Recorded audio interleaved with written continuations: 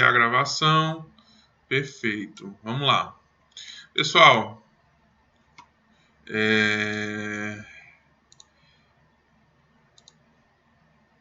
primeira questão aí, ó, do nosso material, questão de CPCOM.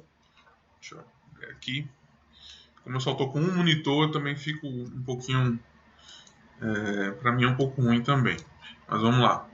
Então, primeira questão, CPCOM 2015, Prefeitura de Catolé do Rocha, monitor de creche. O sistema operacional Windows traz como padrão um programa cujo objetivo é gerenciar arquivos, pastas e programa.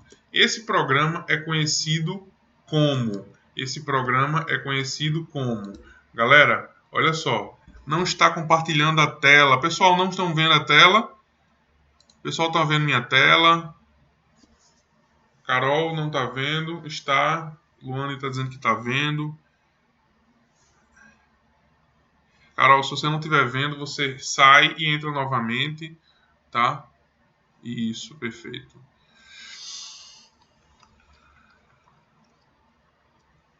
Pronto. O pessoal está entrando.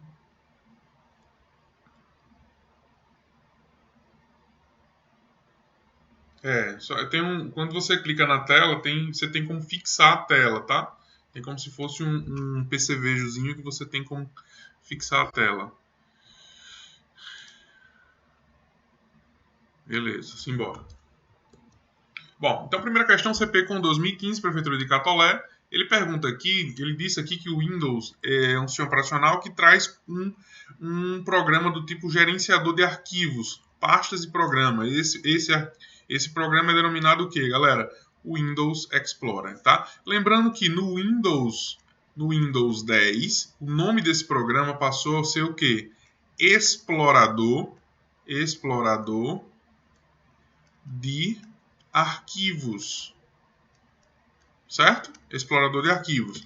O Windows Explorer é até o Windows 8. Então, até o Windows 8 é o Windows Explorer. No Windows 10, aí já é explorador de arquivos, tá bom? Estou falando isso porque já vi uma questão em que ele trazia as duas alternativas, o Windows Explorer e explorador de arquivos. E a resposta era o quê? Era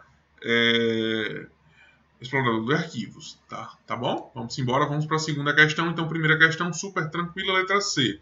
OpenOffice é um pacote de aplicativos, né? Que a gente tem aqui o Writer, o Calc e o Impress, né? O Writer, que é um editor de texto, concorrente do Word, o Calc, que é um programa de planilha, e o Impress, que é um programa de editor de apresentações, tá?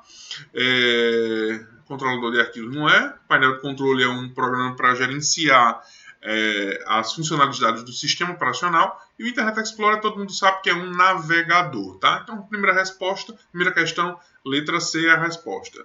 Segunda questão, CPCOM 2019, Prefeitura de São José dos Cordeiros, interiorzinho da Paraíba, técnico em enfermagem. Em relação aos conhecimentos de informática, associe as colunas de acordo com a sua correspondência. Associe as colunas de acordo com a sua correspondência. Então, galera, isso aqui, ó, o Firefox é um navegador. Então, o Firefox é um navegador. Então, primeiro, 4. O LibreOffice é um...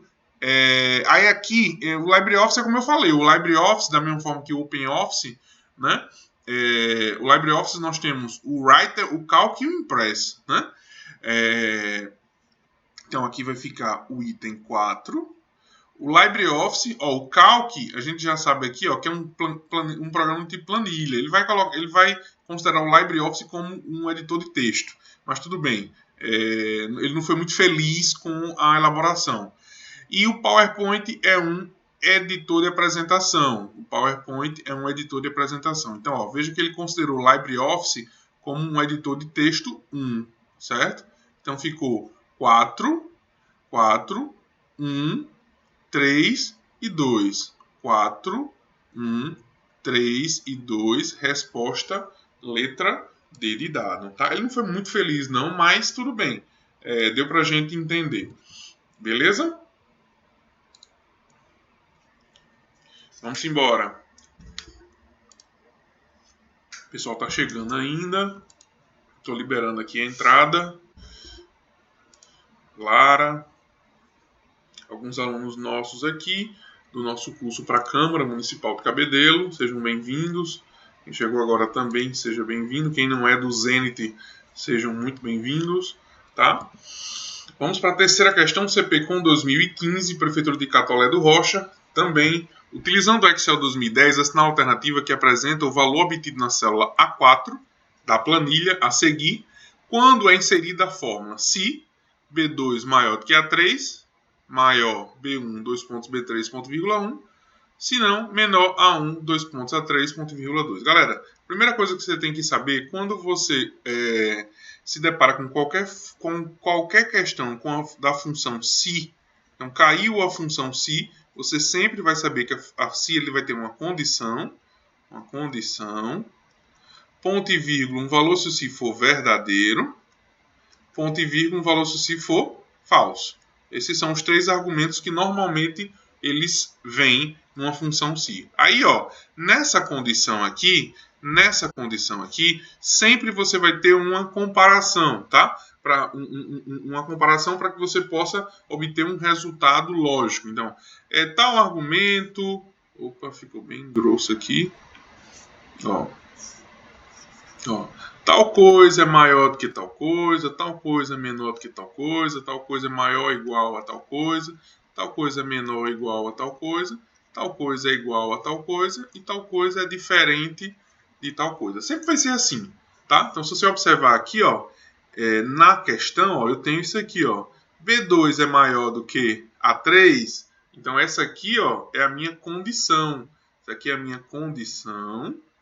Aqui é o meu valor se o si for verdadeiro. E aqui é o meu valor se o si for falso. Certo? Então eu tenho que observar. Essa minha condição vai me retornar um valor verdadeiro? Se sim, o que eu vou resolver? Eu vou resolver isso aqui. Essa minha condição vai me retornar um valor falso? Então eu vou resolver essa parte, esse terceiro argumento da minha questão. Então, baseado nisso, olha só, eu tenho aqui, ó, B2 é maior, essa minha condição é essa, B2 é maior do que A3. Quem é B2? B2 é 8. Então, 8, ele está dizendo que 8 é maior do que o quê? A3 do que 12. 8 é maior do que 12. Isso aqui é verdadeiro ou é falso? Isso aqui, galera, é falso. Isso aqui é falso. Se isso aqui é falso, eu vou resolver o quê? Eu vou resolver essa parte aqui da fórmula. Eu vou resolver essa parte aqui da fórmula.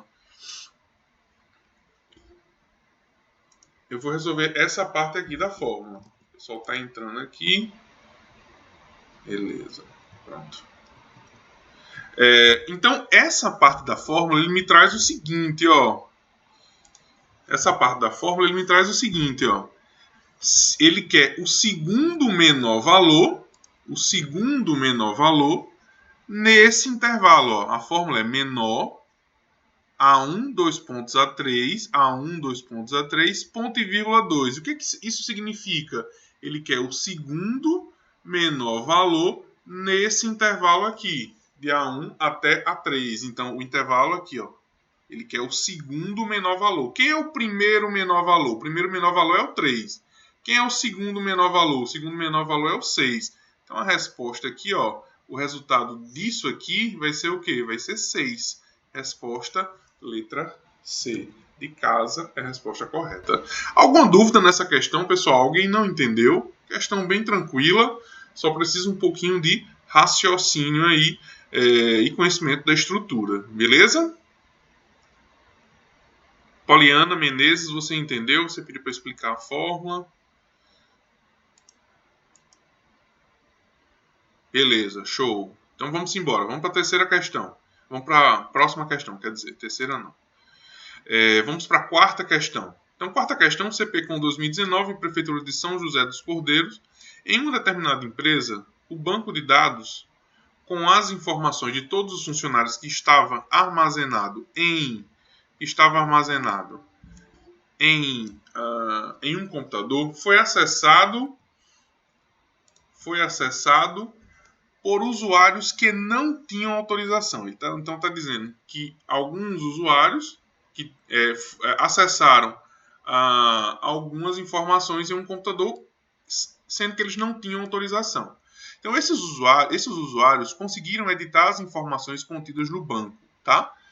Nesse cenário, identifique qual princípio da segurança da informação não foi violado.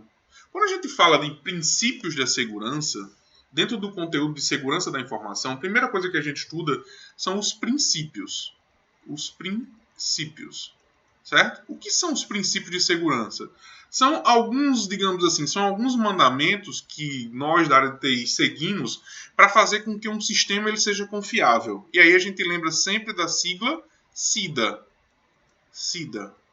E aí ele representa os princípios da confidencialidade, integridade, disponibilidade e autenticidade. Entendeu? Então ele está querendo saber aqui, desses princípios aqui, o que foi que nessa situação não foi violado. Ele violou o princípio da confidencialidade. O que é o princípio da confidencialidade, professor? Visa garantir que um sistema vai ser confiável, que só vai ser acessado por pessoas autorizadas.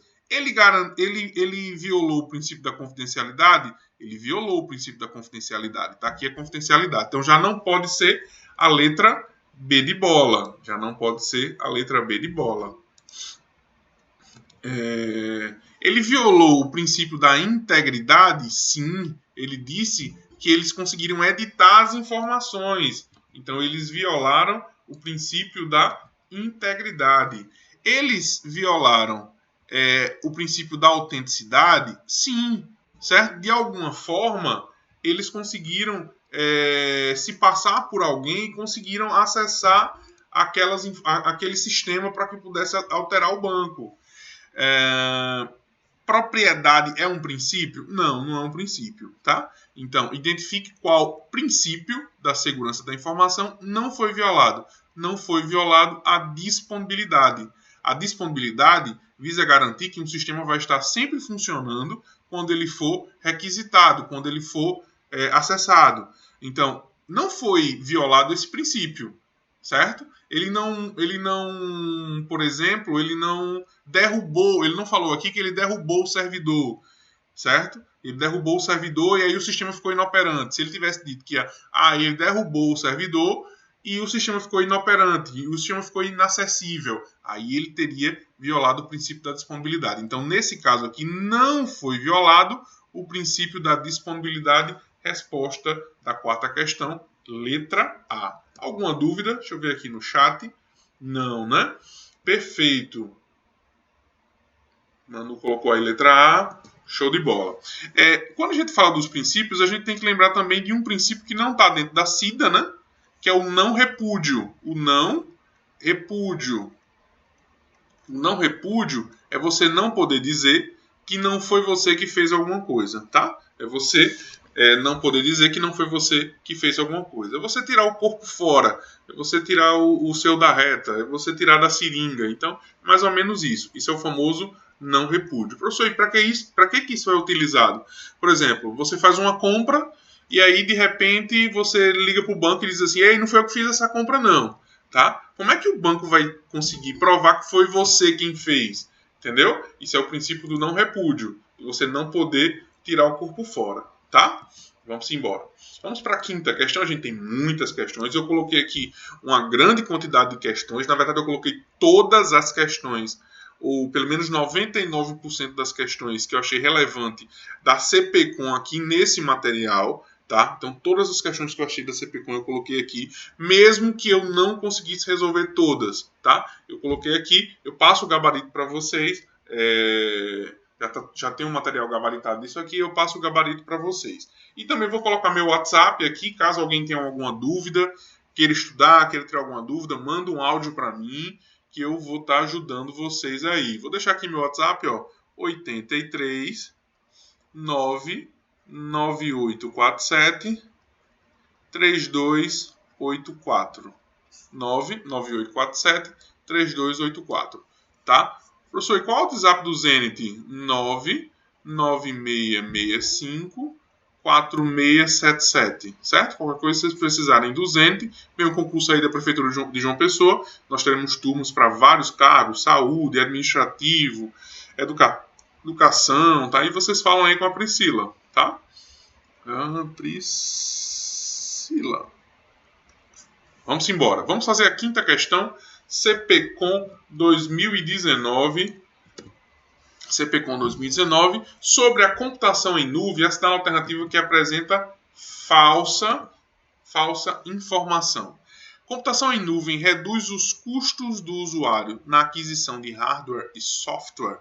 Está dizendo que, falsa informação. Ele reduz os custos? Sim, reduz os custos do usuário na aquisição de hardware e software também, até porque os softwares eles vão ser rateados. O custo com o software ele é rateado, tá? Você não precisa comprar a licença de um software sozinho. Então, isso aqui não é falsa, essa informação.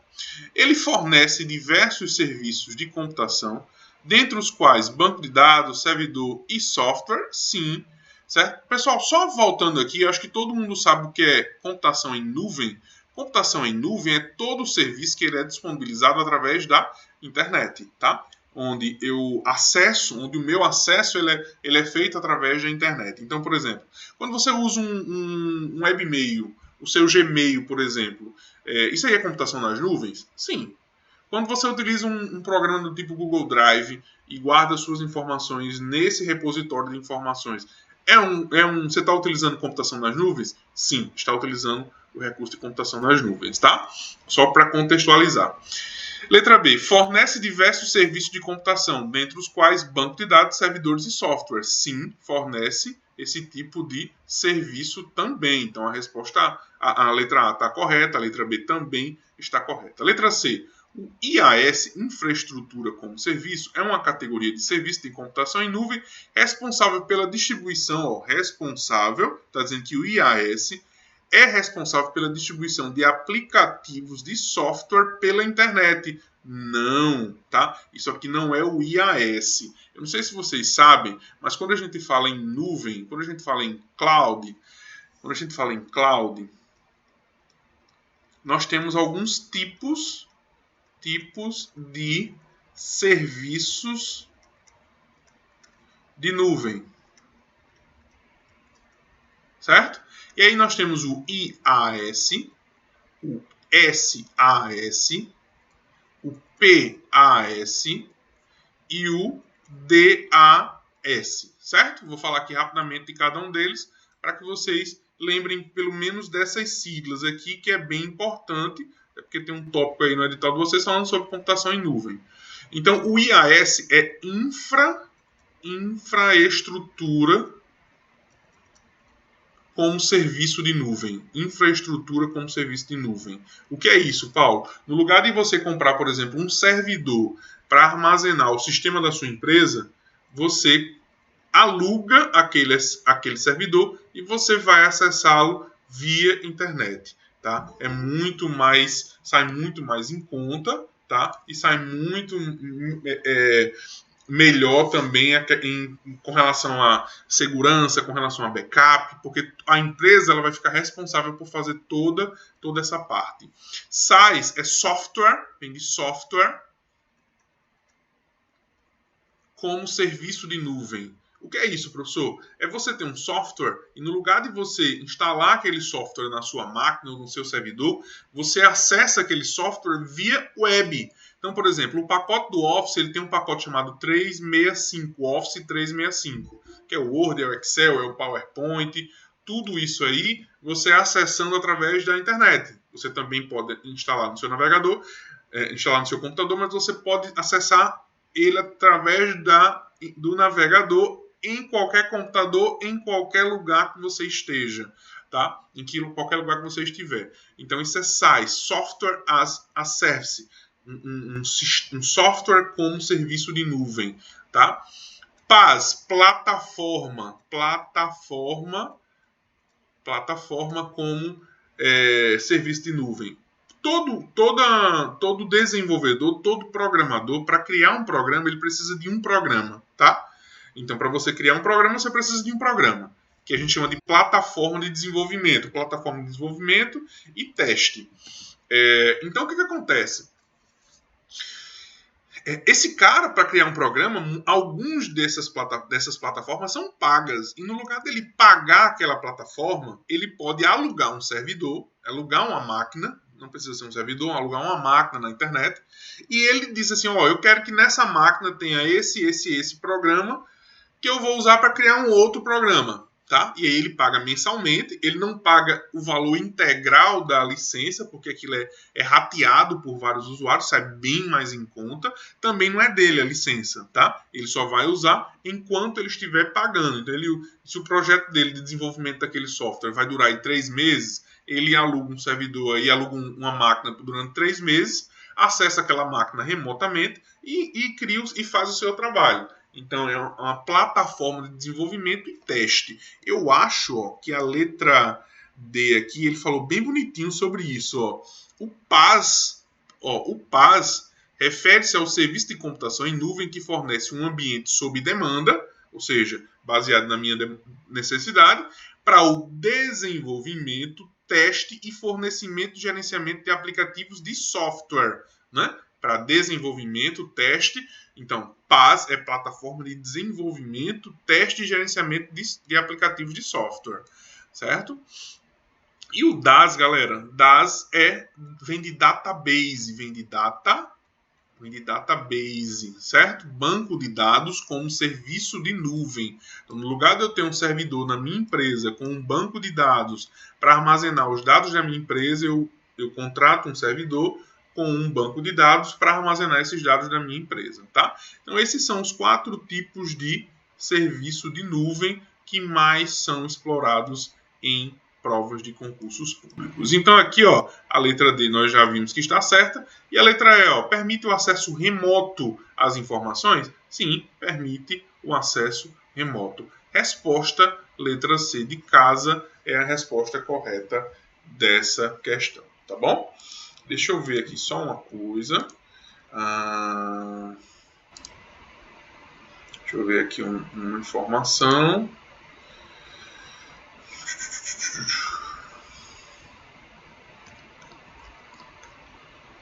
Nós estamos em qual questão? Do simulado. Essa questão aqui, só para vocês terem uma visão, essa questão aí, que é do...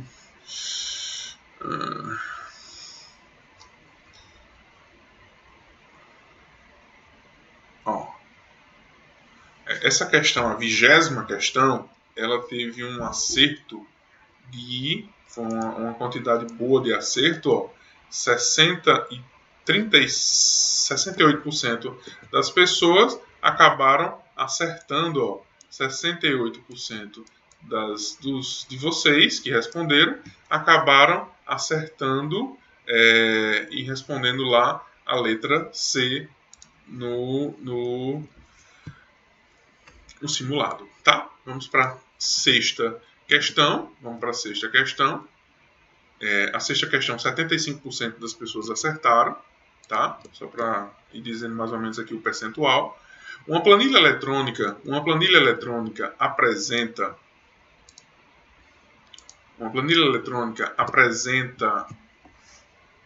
nas células A1, B1, C1 e D1 os valores. Não, então, A1 ele tem o valor de 5. B1 ele tem o valor de 8. C1, né? Ele tem o valor de 10. E D1 ele tem o valor de 12. Né? Então, se a célula é 1, está dizendo que na célula é 1, ele apresentou a seguinte fórmula. Igual a 1 elevado a 1 elevado a... Deixa eu ver aqui, pessoal. Então, eu não acabei não. Ué? Conectei meu notebook descarregando e tá conectado aqui na energia. Mas isso não está acontecendo. Só um segundo, pessoal.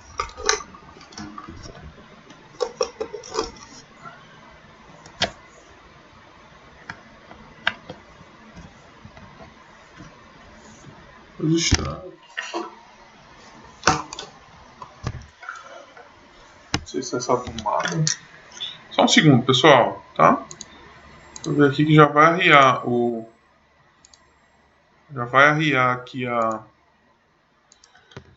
bateria. Deixa eu ver se eu acho.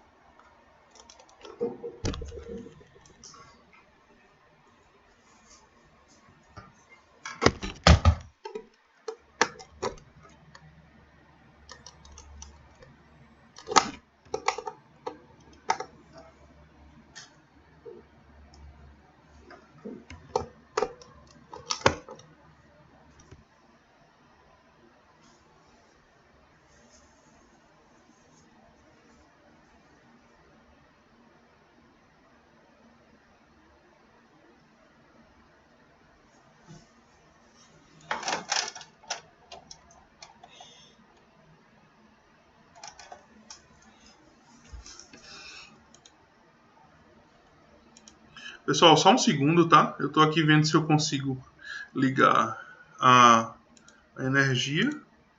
Coisa estranha. Eu já tá arriando minha bateria aqui. Eu tô vendo que eu tô num carro de hotel. Então, eu não tô achando uma tomada aqui inviável. Só um segundo, tá?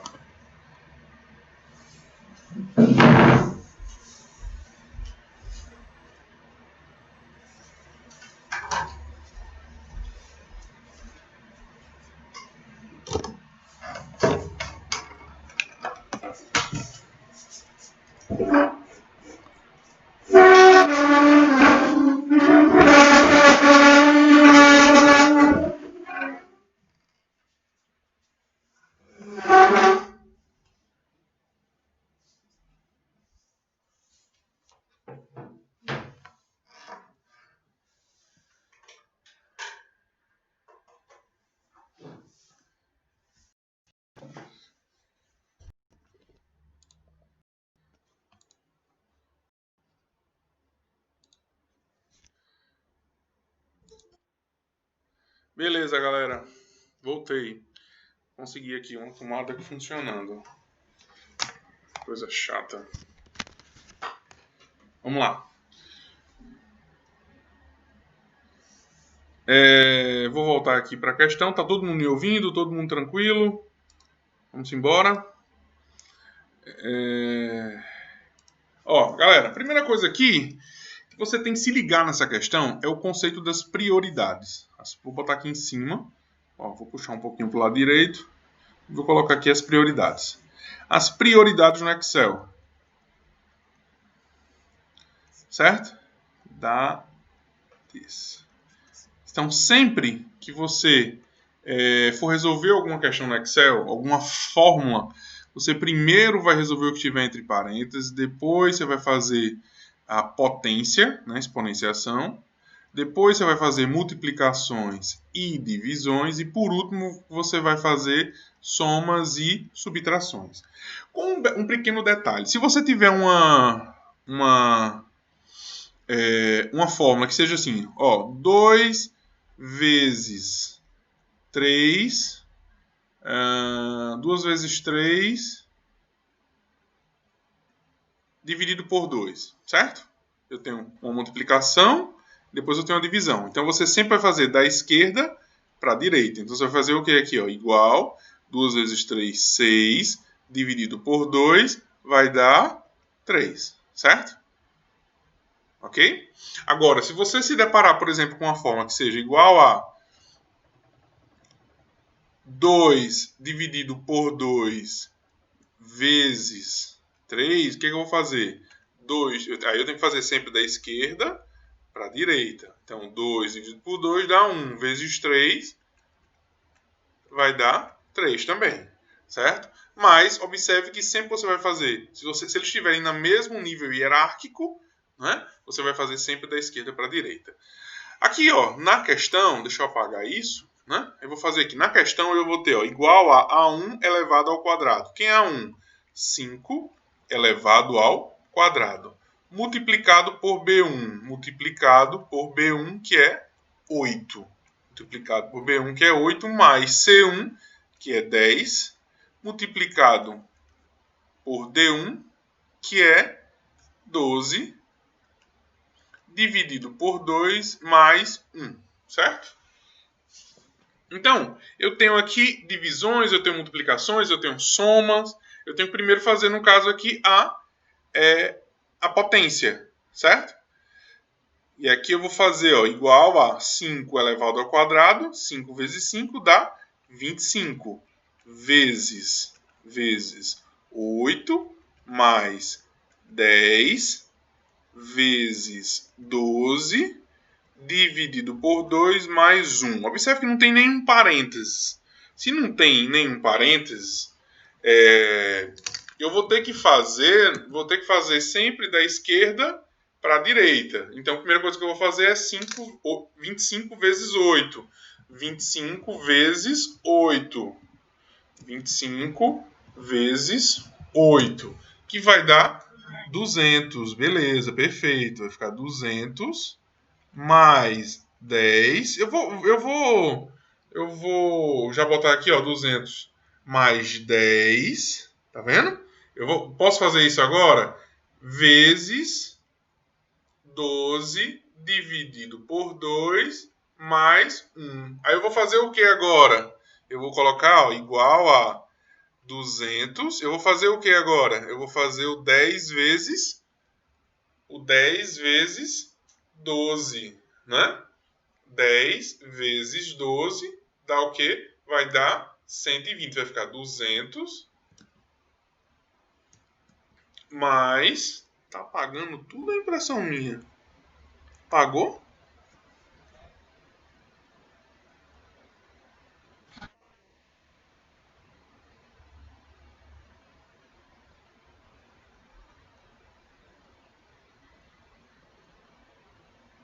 Ainda foi aquela paga que eu botei naquela hora. Aqui, beleza. 10 vezes... tá vendo? Deixa eu pegar aqui 12, né? Dividido por 2 mais 1. Eu tenho que fazer agora aqui essa multiplicação. Então vai ficar 200 mais 10 vezes 12 dá 120.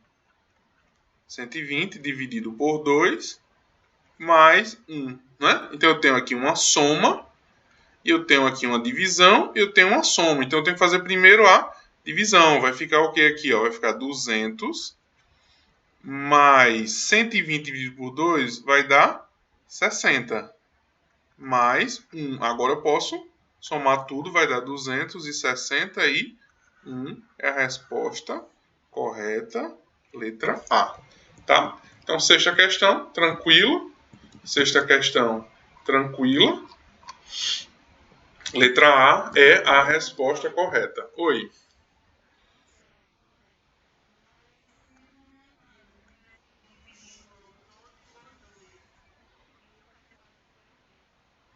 Não, não tem problema. Olha, não tem problema. Aqui é matemática pura, tá? Você pode ir tentando tornar mais rápido. O que eu quero sempre é que você observe a questão da prioridade. Então você nunca some se você tem uma multiplicação, se você tem uma divisão lá na frente, você nunca some.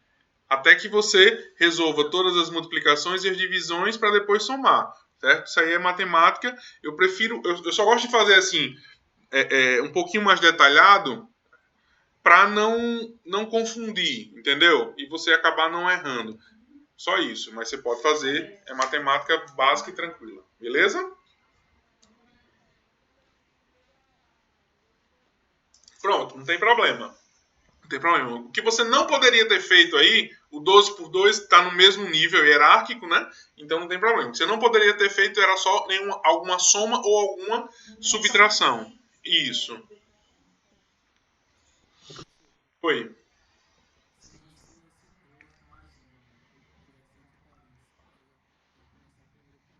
Isso. Antes, se esse 2 mais um, por exemplo, tivesse entre parênteses, você ia começar com ele antes até de fazer a potência lá em cima, onde deu, né?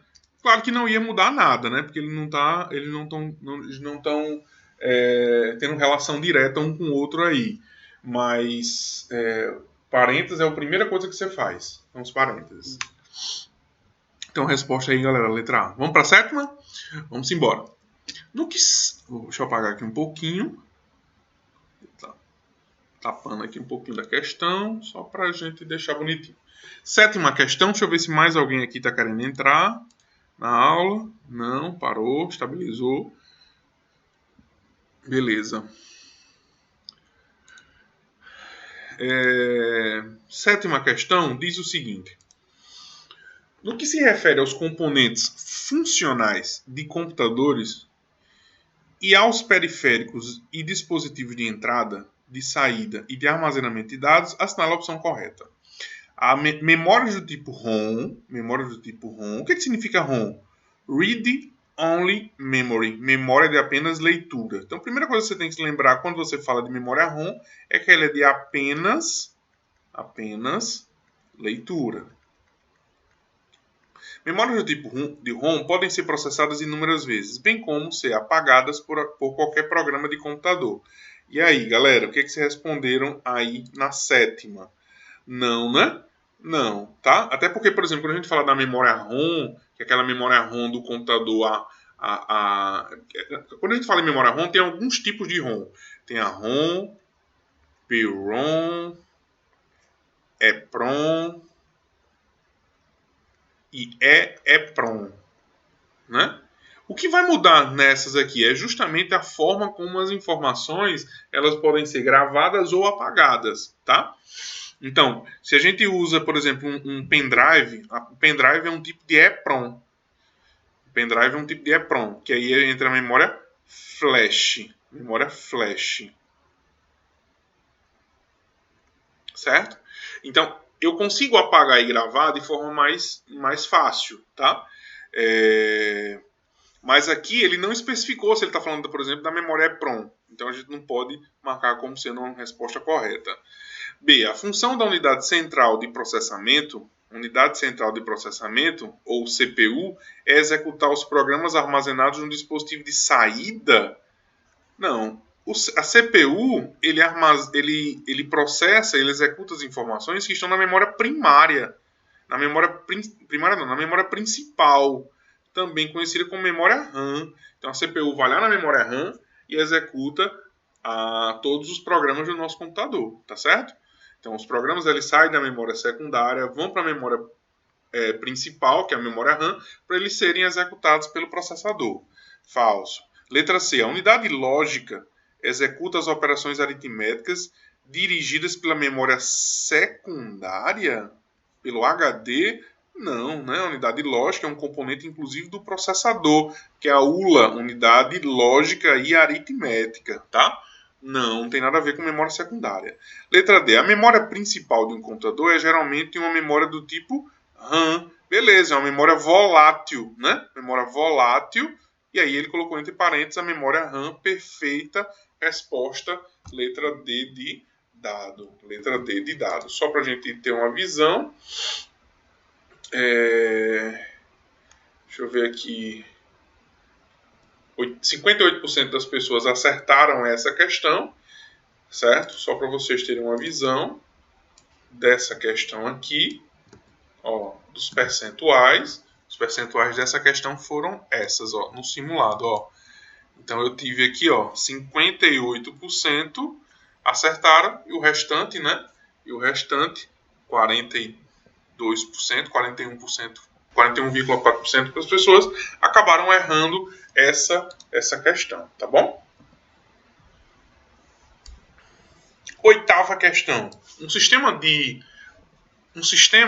de uma empresa está acessível aos seus colaboradores através da sua intranet.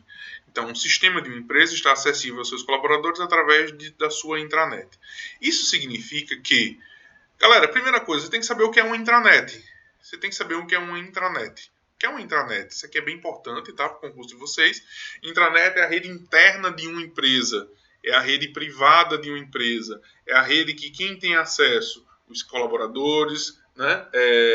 Os colaboradores, os clientes e os fornecedores da empresa. Essa intranet, ela pode ser acessada, então digamos que eu tenho aqui a intranet da minha empresa, eu tenho a intranet da minha empresa aqui, certo? Eu tenho a intranet da minha empresa, mas eu posso, por exemplo, estar em casa e acessar a intranet através de quê? Através da internet. Internet. Posso. O nome disso agora é extranet. O que é extranet, professor? É o acesso à intranet através da internet.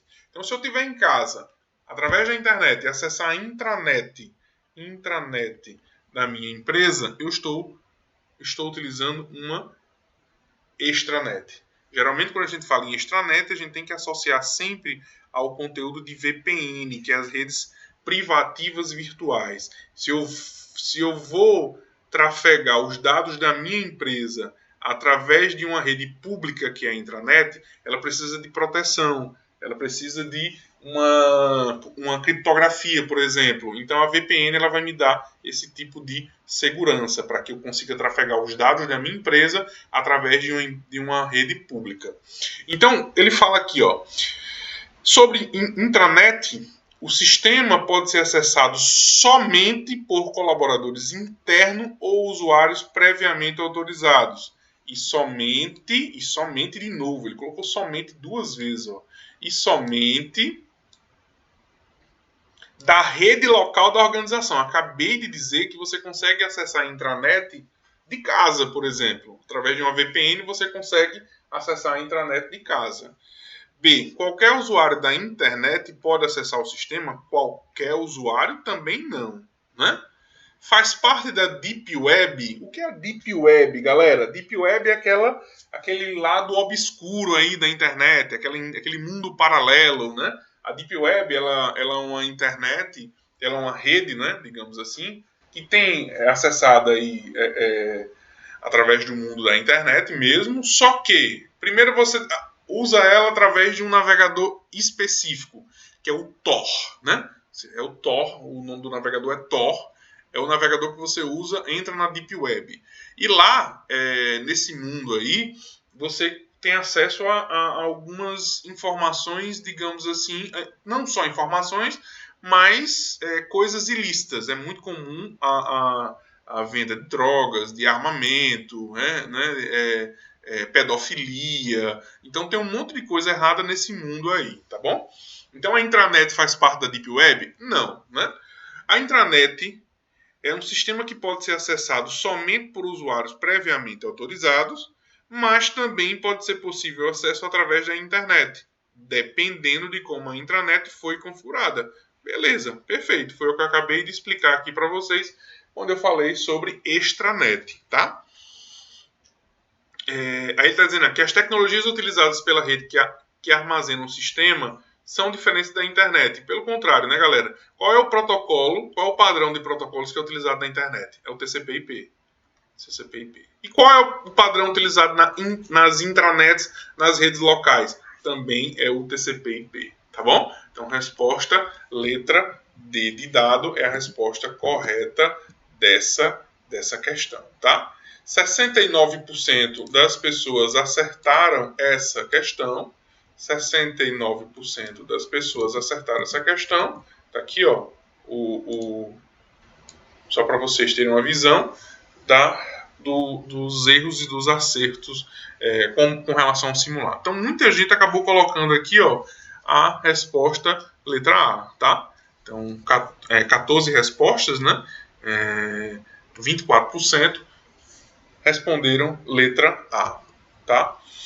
Vamos para a próxima questão. Deixa eu ver aqui no chat se alguém tem alguma dúvida. Deixa eu olhar aqui o chat que eu não olhei mais. Gustavo Bahia está chegando agora. Beleza, Márcio, ambos TCP/IP. Pode sim, Manu, pode vender um rim lá, tranquilamente. Você tem 2, né? Então pode vender um, certo? Tráfico de órgãos também você pode comprar e vender, tá?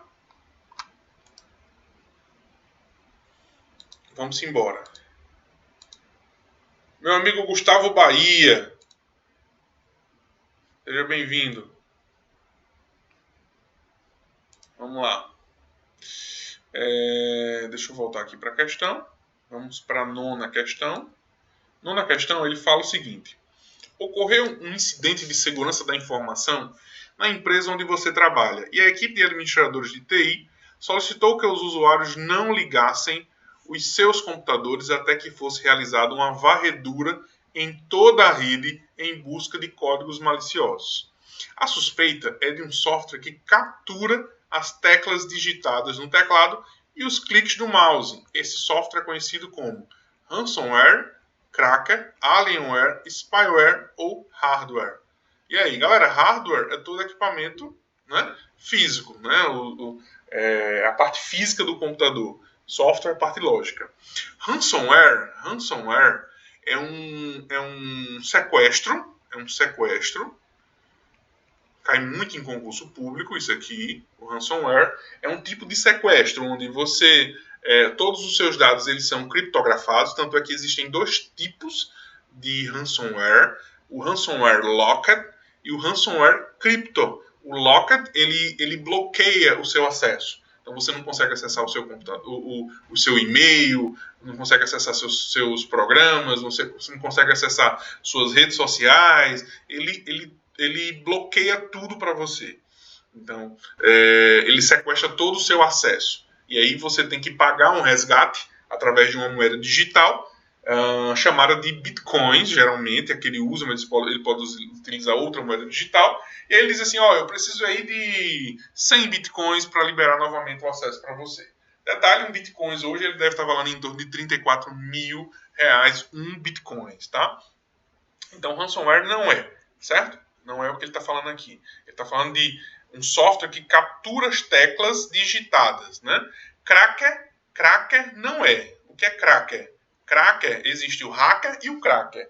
Hacker é o cara que possui um conhecimento avançado de informática, mas ele é um cara do bem. O cracker, ele possui um conhecimento avançado de informática, mas ele usa esses conhecimentos para fins ilícitos. Tá? Então, o hacker é do bem e o cracker é do mal. Tem certeza, professor? Absoluta, como 2 mais 2 é igual a 5. Opa, brincadeira, galera. Então, hacker é do bem e cracker é do mal. Mas, professor, eu já vi uma questão que ele falava, o hacker invadiu, tal. Galera, a galera fala tanto em hacker, que, assim, virou uma linguagem comum, tá? Mas o correto mesmo seria ele falar o cracker, beleza? Alienware deve ser algum cara extraterrestre, né, que invade algum sistema aí, tá? Tô brincando, mas não é um alienware. Spyware, resposta correta. Deixa eu apagar aqui que tá ficando confuso. Spyware é a resposta correta, tá? É aquele cara que é um programa do tipo espião. Quando ele fala em captura de teclas, ele está falando do keylogger. Né? Capturar as teclas digitadas no teclado. Quando ele fala em capturar os cliques do mouse, ele está falando de screen logger. Ele está capturar aquilo que você clica, onde você clicar, tá bom? Então a resposta aqui é letra D de dado. Deixa eu ver como é que foi o desempenho de vocês no simulado. O desempenho de vocês no simulado, muito bom. 79% de vocês acertaram essa questão, tá? Então, bem tranquila. Muita gente acertou. Vamos para a décima questão. Décima questão. Fala aqui, a última questão do simulado, né? Depois a gente vai entrar nas questões da nossa revisão. Atualmente são utilizadas duas tecnologias para armazenamento permanente de dados em computadores pessoais, o HD e o SSD. Considere as seguintes afirmativas a respeito dessas tecnologias e assinale a alternativa correta. A tecnologia SSD consome menos energia que a tecnologia HD. Está dizendo que o SSD consome menos energia do que o SSD. Vamos lá, galera. Deixa eu fazer aqui um pequeno comparativo com vocês sobre o SSD e o HD. Galera, para quem não conhece, deixa eu pegar aqui algumas imagens na internet só para falar para quem não conhece.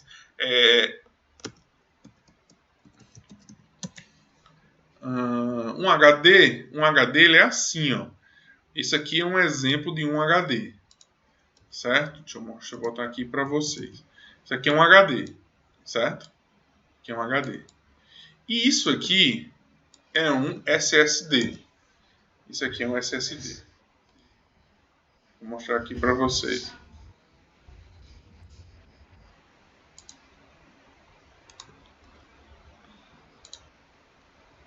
Tem dois tipos de SSDs, né? Tem esse aqui. Deixa eu ver, aqui tá dando microfonia aí com alguém. Deixa eu ver quem aqui tá.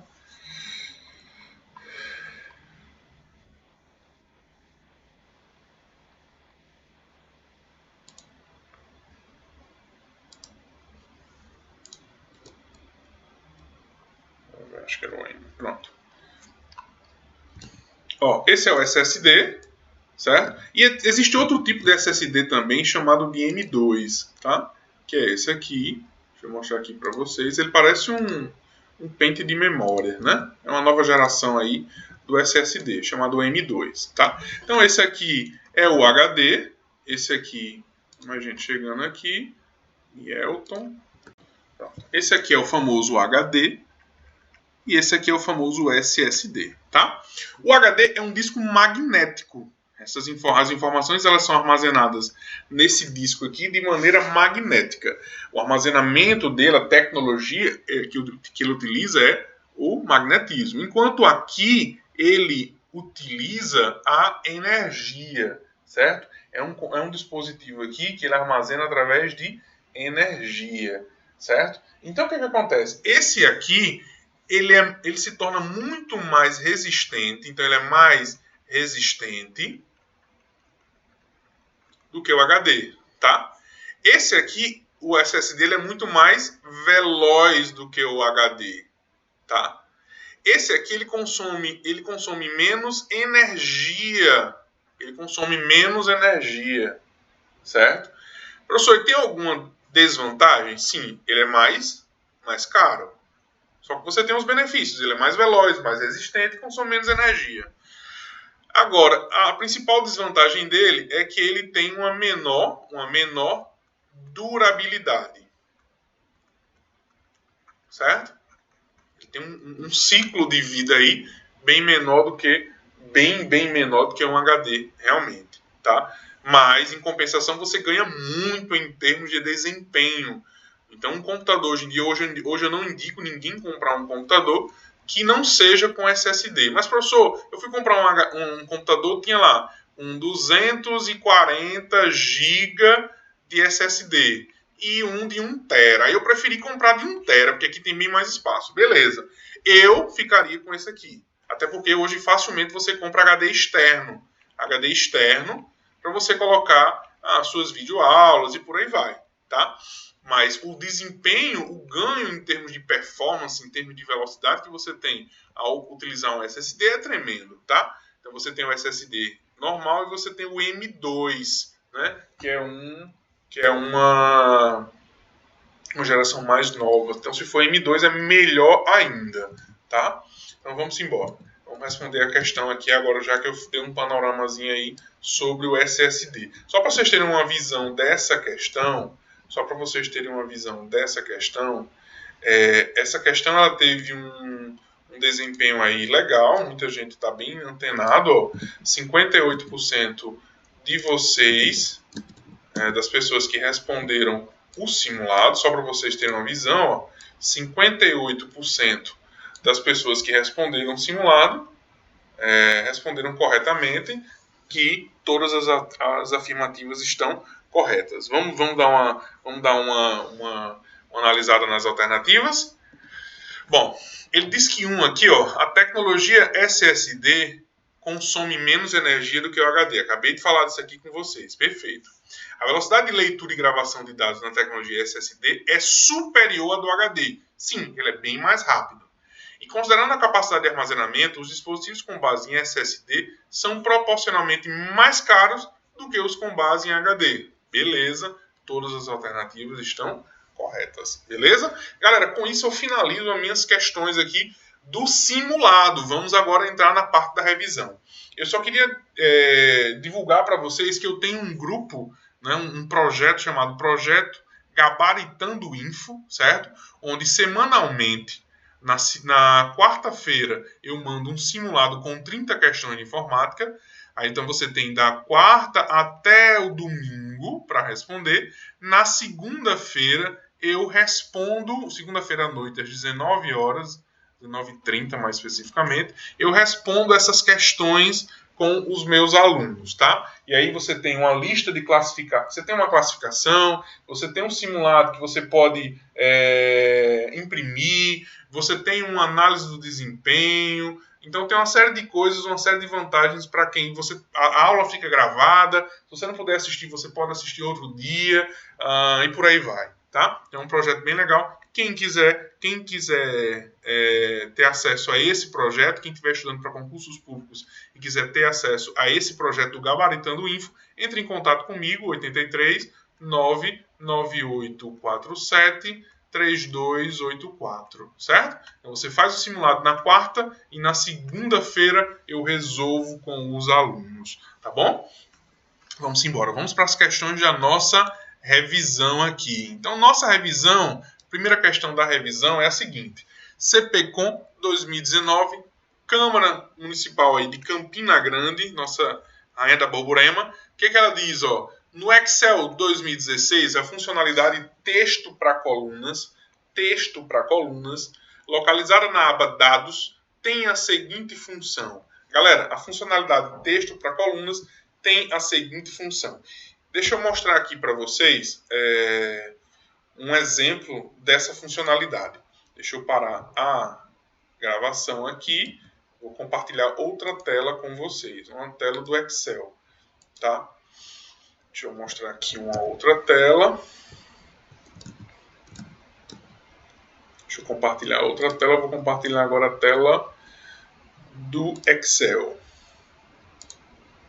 Isso.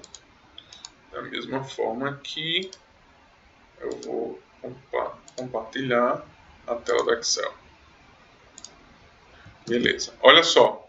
Galera, imagina que eu tenho aqui, ó, eu copiei algumas informações e tinha lá nome.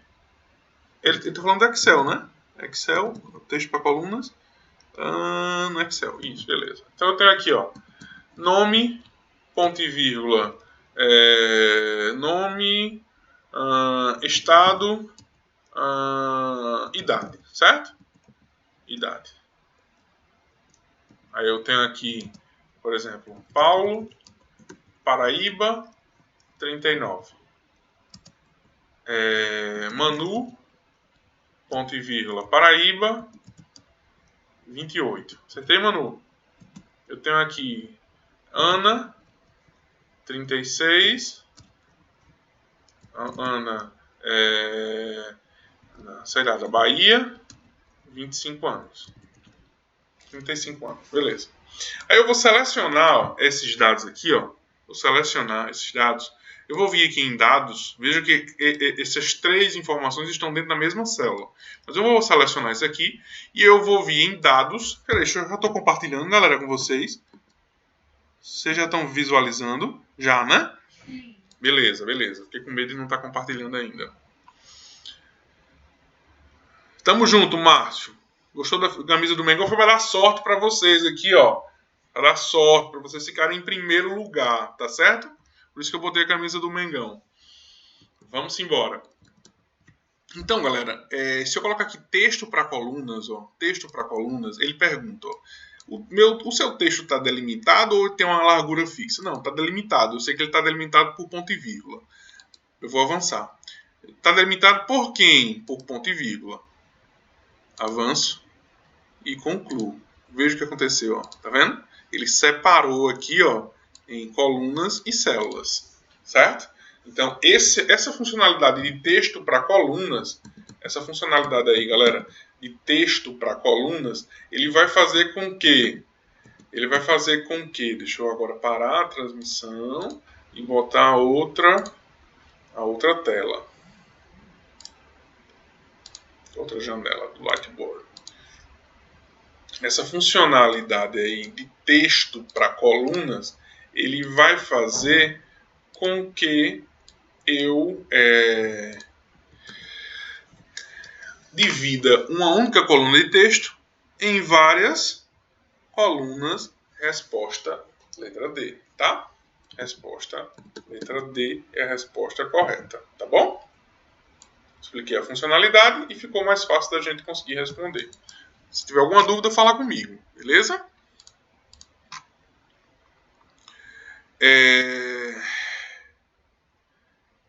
Vamos embora. Segunda questão, CPCOM 2019, Câmara de Campina Grande, uma possível definição de URL. Pessoal, URL são todos os endereços de internet. Então, por exemplo, quando eu digito lá www. Ia botar G1, mas eles não merecem, botar r7.com. Certo? Então, isso aqui é um exemplo de uma URL. É uma URL. Tá? Isso aqui é um exemplo de uma URL. Então, URL são todos os endereços de internet. Então, ele diz assim, ó, letra A, um protocolo universal para localização de arquivos, localizar arquivos, o endereço universal de um recurso na internet, o endereço universal de um documento de mídia, um atalho para acessar uma página de internet, ou endereço IP atualizado diariamente de conteúdos dinâmicos. O endereço universal de um recurso na internet. O endereço universal de um recurso na internet, tá? URL. Resposta, letra B da segunda questão. Terceira questão, CPCOM 2019, Câmara de Campina Grande, agente legislativo. A linha de processadores Core i7 é desenvolvida pela empresa, galera, o Core, processador Core, os processadores da linha Core são processadores que são fabricados pela famosa Intel, tá? Pela famosa Intel. Então, quais são os dois principais fabricantes de processadores no mercado? A Intel e a AMD, certo? São os dois principais fabricantes de processadores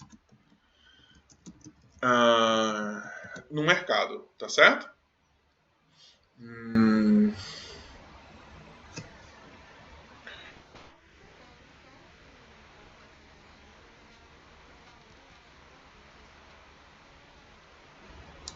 Tá. Foi anunciado. Beleza, ó. A linha de processadores Core i7 é desenvolvida pela empresa. Ó.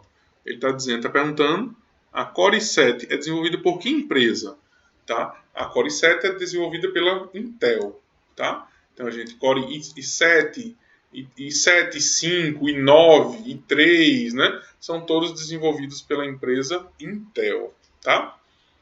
E aí eu falei que os principais fabricantes de processadores no mercado é a Intel e a AMD, tá? A Intel e a AMD. Deixa eu ver só uma coisa aqui.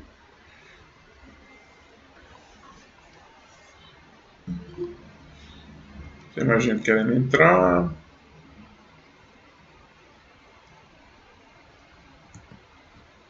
Deixa eu ver aqui quem está entrando aqui ainda. Pronto, entrou. Só para deixar claro também, galera, o Google todo mundo conhece, né? Não fabrica processador, a Microsoft não. A Texas Instruments ele também fabrica, mas não tem uma grande expressão como a Intel e a AMD, tá bom? Vamos falar aqui agora A gente entrando. Vamos falar agora da quarta questão, CP com Câmara de Pau dos Ferros, lá no Rio Grande do Norte. Alguém já foi em Pau dos Ferros? Eu já fui nessa cidade lá, é longe pra caramba, Pau dos Ferros. Fui fazer uma consultoria lá no Unimed. É longe, viu? E quente. Bom, vamos embora. Sobre a criptografia simétrica e criptografia assimétrica, analise as afirmações a seguir. Galera, antes da gente entrar nessa esfera aqui, nesses méritos, é importante você conhecer os conceitos de saber o que é. Primeiro, uma criptografia. Certo? Primeiro, uma criptografia. Criptografia, ela visa fazer com que uma informação ela só seja lida por alguém que tem uma chave, por alguém que tem um acesso. Isso é criptografia, tá? Primeira coisa. E aí existem uns tipos de criptografia. Existe a biometria, que são alguns métodos que são usados como chave de criptografia para utilizando as características do ser humano. E aí a gente tem que a leitura de íris, a digital, a voz, a leitura de face, né? Tudo isso são características únicas do ser humano, certo? Então a biometria é um tipo de chave que é usado nas criptografias. Aí quando a gente fala em criptografia, você tem os dois tipos de criptografia, que pode ser a simétrica e a criptografia assimétrica. A criptografia simétrica, também conhecida como criptografia de chave única, certo? E a criptografia assimétrica, também conhecida como criptografia de chave pública. Na criptografia de chave única, a chave que foi utilizada para criptografar é a mesma chave que foi ou que será utilizada para descriptografar. Então, a chave que é utilizada para criptografar uma informação é a mesma chave que é utilizada para descriptografar, tá? Enquanto que na criptografia assimétrica eu tenho o conceito de chaves públicas e chaves privadas, certo? Então, o cara, para criptografar, ele utiliza a chave privada dele e a pública do destinatário. E o cara, para descriptografar lá do outro lado, ele vai usar somente a chave privada dele. Então, não há uma troca de chaves. Tá? Eu não tenho como desenhar isso aqui rapidamente assim para vocês, não, porque senão eu vou demorar muito, né? E a gente tem mais questões. Mas uma coisa que é importante você se lembrar, ó, simétrica, criptografia de chave única. A chave que eu usei para criptografar é a mesma chave que eu vou utilizar lá do outro lado para descriptografar. Criptografia assimétrica, também conhecida como criptografia de chave pública. Eu utilizo uma chave, eu como emissor da mensagem, eu utilizo a minha chave privada, né? E eu utilizo a chave pública do destinatário para criptografar a informação. O destinatário, ele vai utilizar a chave privada dele para descriptografar. Então, não há uma troca de chaves. Não precisa haver uma troca de chaves para que o destinatário consiga ler a informação, tá bom?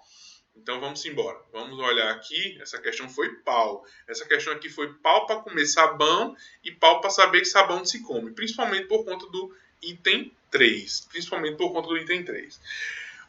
Na criptografia simétrica, olha só, na criptografia simétrica, a mesma chave é usada para criptografar e descriptografar. Perfeito, acabei de falar isso aqui. Verdadeiro. Na simétrica, a chave que você usa para criptografar é a mesma chave que você usa para descriptografar.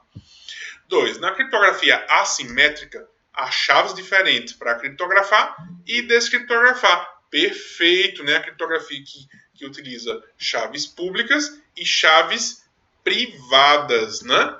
Vamos embora. Vamos para a terceira. Algoritmos como DAS, DES, 3DES, AES e RC4 são de criptografia simétrica. Perfeito. Esses são alguns algoritmos de criptografia que são utilizados aí em criptografias do tipo simétrica. Professor, e da assimétrica? Na assimétrica, eles utilizam aí, por exemplo, a RSA, tá? RSA é um exemplo. Outra, DAS, certo? DAS. A Forteza também é outra. Também é outro exemplo de criptografia assimétrica, tá? Algoritmo de criptografia de chaves assimétricas. Se eu lembrar de mais algum, eu aviso a vocês aqui, tá? Mas de cabeça aqui para mim veio só essas aqui agora, tá bom? Bom, alguma dúvida, meu povo? Fala comigo aí. Se alguém tiver alguma dúvida, fala comigo. Não? Nadinha? Beleza.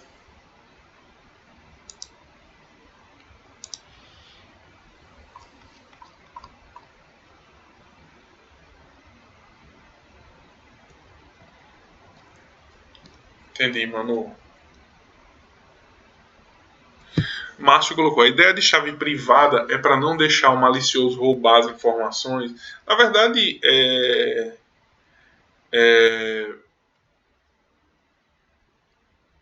Márcio, as duas criptografias, elas têm tanto a simétrica quanto a assimétrica, elas têm essa mesma função. Fazer com que alguém que não seja o destinatário da informação não intercepte e leia aquela informação. Tá? A diferença da simétrica para a assimétrica é que na simétrica, a chave que eu usei para criptografar é a mesma chave que a pessoa lá do outro lado vai usar, que eu usei para criptografar, vai ser a mesma chave usada para descriptografar. Então, lá do outro lado, a pessoa, ela vai...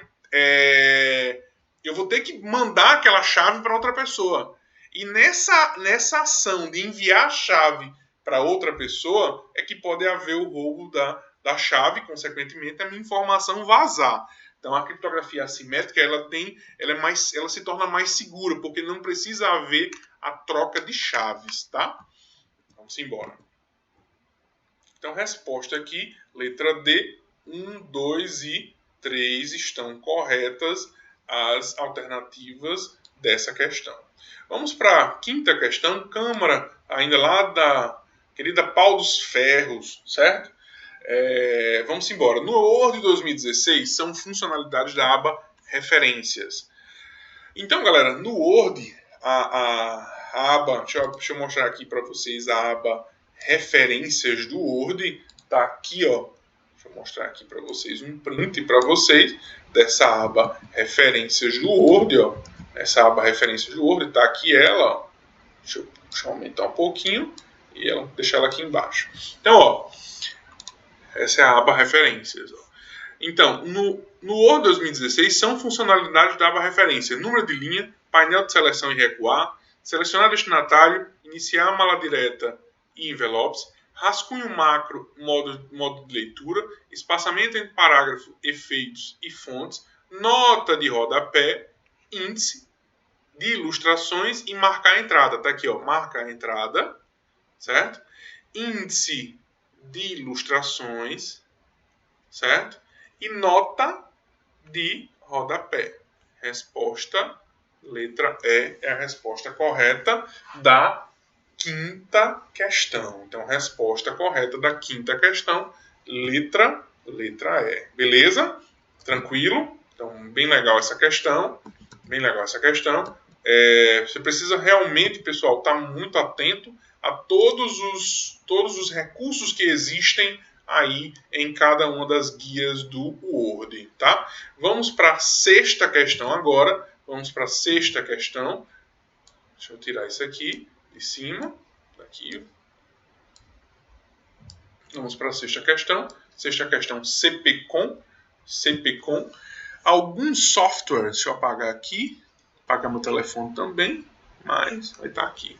Alguns softwares de antivírus têm se popularizado bastante e construído marcas sólidas e facilmente reconhecíveis por seus usuários.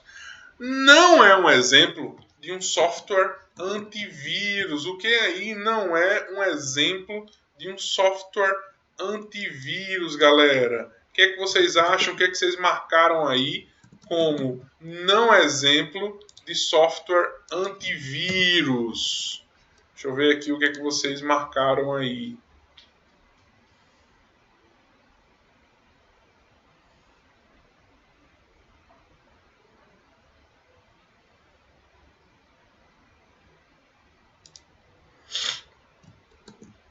Deixa eu ver aqui. O que é que vocês marcaram? Letra B, perfeito. Gustavo, Chiara, Danilo, NetBeans, Manu. Show. Então vamos lá. Show.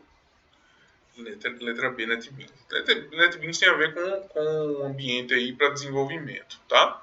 O McAfee, famoso McAfee Vírus Scan, o Kaspersky, que para mim é o melhor antivírus, pelo menos os que eu já utilizei, é o Kaspersky, e o Norton, né? O Norton Tilts é também um excelente antivírus, tá? Mas só que ele é muito pesado, muito pesado. Vamos para a sétima questão, CPCOM 2016, Prefeitura de São José de Piranhas, interiorzinho aí da Paraíba também, não é um exemplo de funcionalidade de segurança provida por navegadores web. O que aí não é um recurso de segurança que é provido, né, por um navegador web. Bloquear pop-up é um recurso de segurança? O que vocês acham? Bloquear pop-up pode ser encarado como um recurso de segurança? Sim, até porque os pop-ups, às vezes, eles podem trazer, inclusive, ou código malicioso, ou também levar você, direcionar você para uma página falsa. Então, bloquear esses pop-ups é uma coisa que promove, sim, segurança. Desabilitar JavaScript, integração com ferramentas originais da Microsoft. Então, galera,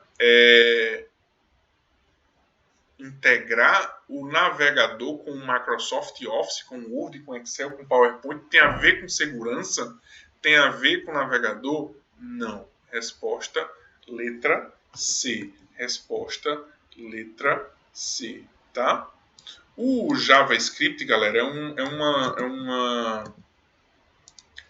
uma linguagem aí que é utilizada aí na construção de uma linguagem de programação aí que é usada aí para desenvolvimento de página da internet, em auxílio com o HTML, com o CSS, tá? Então é uma linguagem de programação, certo? Resposta da questão, letra C. Bloquear sites que oferecem facilidades em transações financeiras. Bloqueio a sites que oferecem facilidades em transações financeiras pode ser uma funcionalidade de segurança? Pode, né? Mas não ficou muito claro não o que ele quis dizer com isso, não. Facilidade de remoção de material não desejado ou de coisas armazenadas sem permissão? Sim, também é uma coisa que pode trazer segurança, tá? Resposta letra C, é o que não tem nada a ver realmente, integrar com as ferramentas originais da Microsoft. Isso não vai acarretar em nada com relação à segurança. Oitava questão, CPCOM 2016, Prefeitura de São José de Piranhas ainda. Existem vários tipos de vírus que são projetados para atacar diferentes tipos de usuários e ambientes. Os vírus de macro são projetados para atacar principalmente, galera, não sei se vocês já ouviram falar em vírus de macro.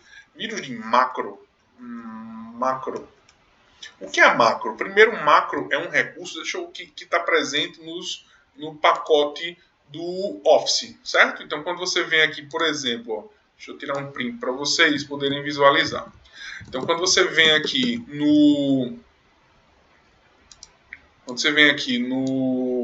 lá na guia, ó, exibição, tá aqui, ó, na guia exibição do Word, por exemplo, você vai ter aqui, ó, o recurso de macro, tá? Ele ficou todo louco aqui. Deixa eu tirar ele daqui. Ó. Na guia exibição, você vai ter o recurso de macro, tá? Para que serve a macro? A macro, ele primeiro utiliza uma linguagem de programação chamada VBA, Visual Basic, e é utilizada para que eu crie pequenos programas no Word, tá? No Word, no Excel, no PowerPoint. Aí eu pergunto a vocês, o que é um vírus? O vírus, ele é um programa, certo? É um programa do tipo parasita, certo? Ou seja, ele precisa de um hospedeiro, ele precisa de um arquivo para existir. Então, o vírus ele vai estar sempre anexado em um programa, em um arquivo hospedeiro, tá? E o que o vírus faz? O vírus executa alguma ação danosa que ele foi projetado, que ele foi criado para ser realizado, tá bom? Então, eu acabei de falar que o vírus é o quê? É um programa. E o vírus é um programa do tipo parasita, que ele precisa de um arquivo para existir. E o que é uma macro? A macro é um recurso que é utilizado para criar o quê? Criar programa. Opa, se eu posso criar programa, eu posso criar o quê? Eu posso criar vírus. Beleza, perfeito. E quem é que vai ser o arquivo hospedeiro? Vai ser o meu doc, vai ser a minha planilha, né? Vai ser a minha planilha. Ou vai ser o meu PowerPointzinho, né? A minha apresentação.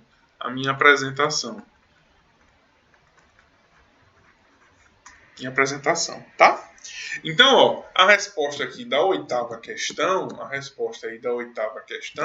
ele diz o seguinte, ó, arquivos, ó, existem vários tipos de vírus que são projetados para atacar diferentes tipos de usuários e ambientes. O vírus de macro são projetados para atacar principalmente, ó, arquivos de editor de texto, de planilha eletrônica e de apresentação de slide. Resposta à letra E de helicóptero. Brincadeira, né, galera? Helicóptero não é com E, não. Para quem não me conhece, vai dizer que eu sou analfabeto. Vamos lá, vamos para a nona. Então, oitava questão, letra E. Tá? Nona questão, CPCom, Prefeitura de São José de Piranha. Só quer dizer das Piranhas. São José de Piranhas. Agente administrativo sobre conhecimentos de software, hardware e segurança da informação, assinale a alternativa correta. Memória virtual é uma técnica sobre hardware, software e segurança da informação. Ele quer a correta. Memória virtual é uma técnica que usa memória primária como uma cache para armazenamento primário. E aí, meu povo? E aí, o que vocês responderam nessa questão? Ó, o que acontece com a memória virtual? Não sei se vocês conhecem, mas existe um cara chamado... qual é o nome dele? Ipapangu?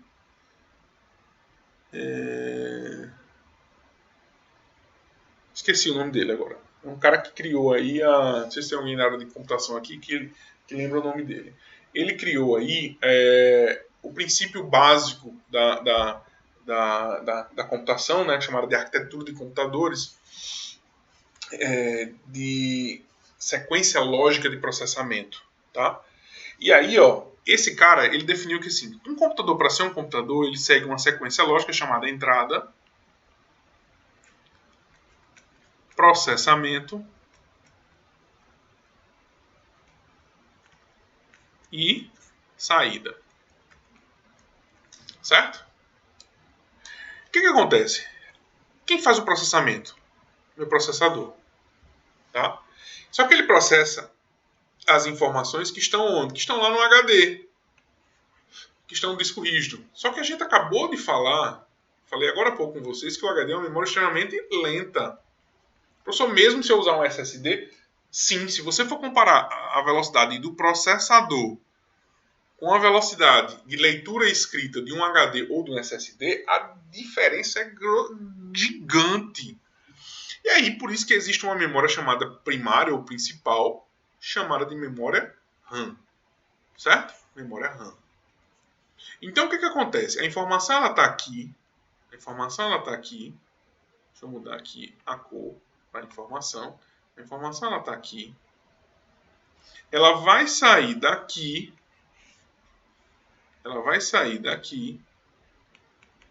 e vai vir para cá. E o processador, ele vai processar a informação a partir da memória RAM. O que geralmente acontece? As coisas elas começam a sair daqui e vir para cá. Só que essa memória ela vai enchendo. À medida que você começa a abrir programas, abrir documento, abre isso, abre aquilo outro, essa memória aqui, ela vai enchendo. Ela vai enchendo de um jeito que você não consegue mais guardar nada dentro dela. Você não consegue mais trazer nada mais para dentro dela, para que o seu processador possa processar. E aí é onde entra, né, a memória virtual. Aí o seu processador ele vai processar algumas informações diretamente do HD, certo? Então, ele vai ser criado uma área aqui como se fosse uma extensão da memória RAM para que o processador processe as informações diretamente daqui. Isso aqui é chamado de memória virtual. Então, o uso da memória virtual é um péssimo indício. Significa dizer que a sua RAM está lotada, está cheia, que ela já não consegue mais guardar nada. Isso, seu computador já está aquela tartaruga, né? E aí ele já está usando a memória virtual. Qual é a solução para isso? Colocar mais memória RAM. Compra lá um pente de memória RAM. Compra mais memória para o seu computador. Então, a partir do momento que você comprar mais memória, você vai estar eliminando o uso da memória virtual. Consequentemente, o desempenho da sua máquina vai ficar melhor. Tá bom? Então, a resposta aqui dessa questão é da... Não, sim, a letra A. Ó. Ele fala aí, ó. É só para a letra A. Esse conhecimento é só para falar da letra A. Ó. Memória virtual é uma técnica que usa a memória primária com uma cache para armazenamento primário? Sim. Certo? Eu não gostei muito dessa resposta, não. Mas tudo bem, ele considerou correta. Eu não entendi muito o que ele quis dizer com isso, não. Mas tem alternativa mais errada do que essa. B. Spyware e adware são aplicativos comerciais projetados para produtividade em escritórios. Ele quer a letra correta, né, galera? Ele quer a correta. Então, se ele quer a correta, então essa realmente não está correta. Então é isso mesmo. Memória virtual é uma técnica que usa a memória. Ele não usa a memória primária, ele usa secundária como uma cache para armazenamento primário, tá? Então tá errada mesmo. B. Spywares e adwares são aplicativos comerciais projetados para produtividade de escritório. Não. Spywares são programas do tipo espião, tá? E muitos dos adwares são do tipo spyware. O que são os adwares? Adwares são aquelas propagandazinhas que ficam do lado quando você vai acessar uma determinada página, Facebook, tem um monte de janelinha com propaganda, que são adwares. Muitos daqueles adwares, além da propaganda, eles também são softwares que eles ficam aí capturando os dados do invasor, tá? Então, também não pode ser correta a letra B. C. Bluetooth é uma tecnologia de comunicação apropriada para longas distâncias? Não, Bluetooth não é apropriado para longa distância, é apropriada para curta distância. Letra D. O Firewall tem como uma de suas principais funções o gerenciamento dos programas que usam a internet e as portas de conexão. E aí, galera, o Firewall tem como uma de suas principais funções o gerenciamento dos programas que usam a internet e as portas de conexão. E letra E, os microprocessadores são utilizados apenas em computadores de uso pessoal. Microprocessador não quer dizer que eles só são usados em processadores de uso em computadores de uso pessoal, não. São usados em servidores também. Esse conceito de microprocessador é por conta da miniaturização desses componentes realmente. Resposta correta aqui, letra D. O Firewall ele atua tanto gerenciando os programas que acessam a internet, como também monitorando as portas de comunicação do do seu computador ou da sua rede, né?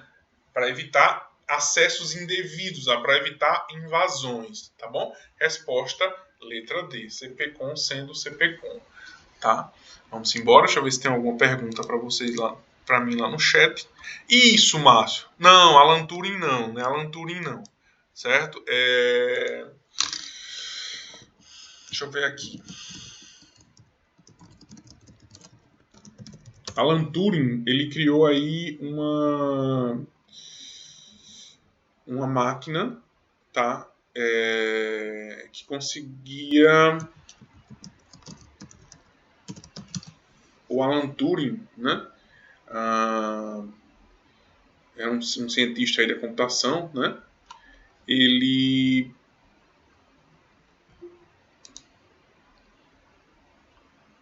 Deixa eu ver aqui só uma coisa.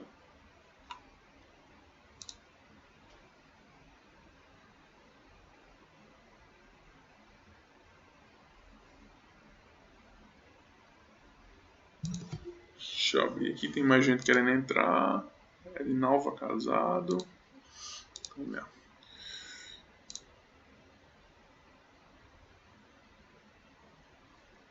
O Alan Turing, né, ele inventou a máquina de Turing, né?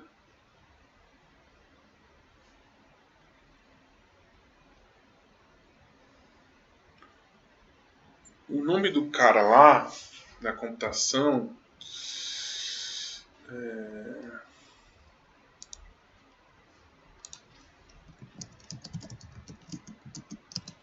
eu ver se eu acho aqui rapidinho.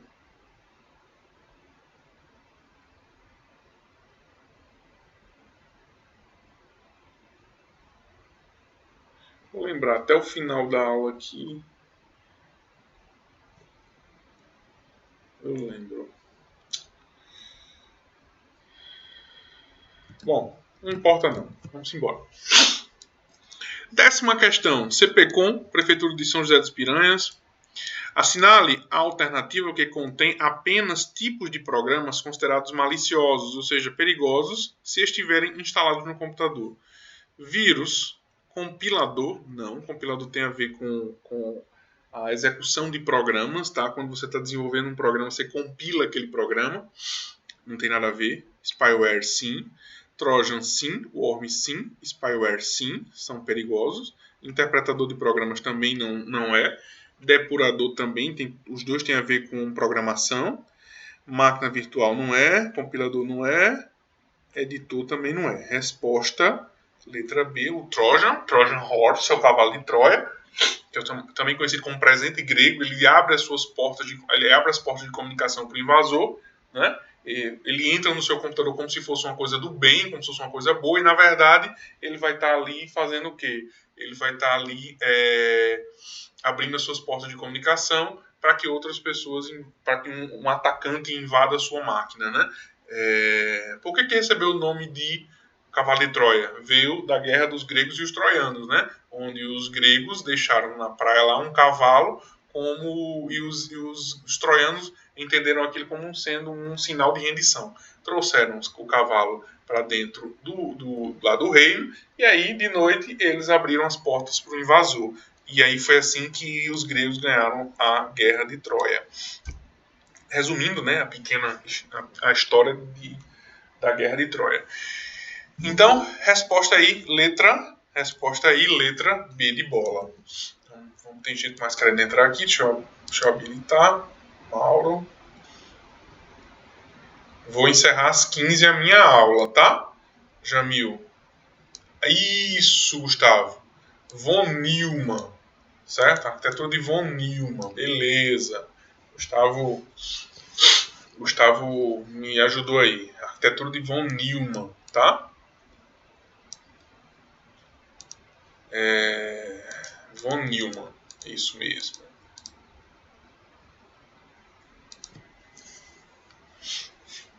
Alan Turing é considerado o pai da computação, né? Alan Turing. Mas essa sequência aí foi feita por Von Neumann. John Von Neumann.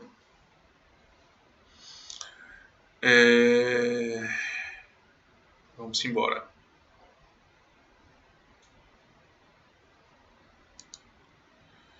CPCon 2015, durante a apresentação de slides no PowerPoint, em sua configuração original, o usuário pressionou a tecla ESC. Então, o que aconteceu?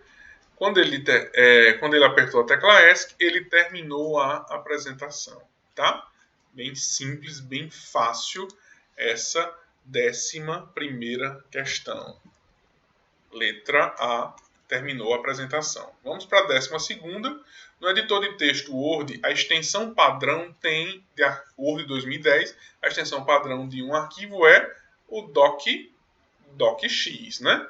O doc é até o 2007. Ele está falando de 2010, então é docx, certo?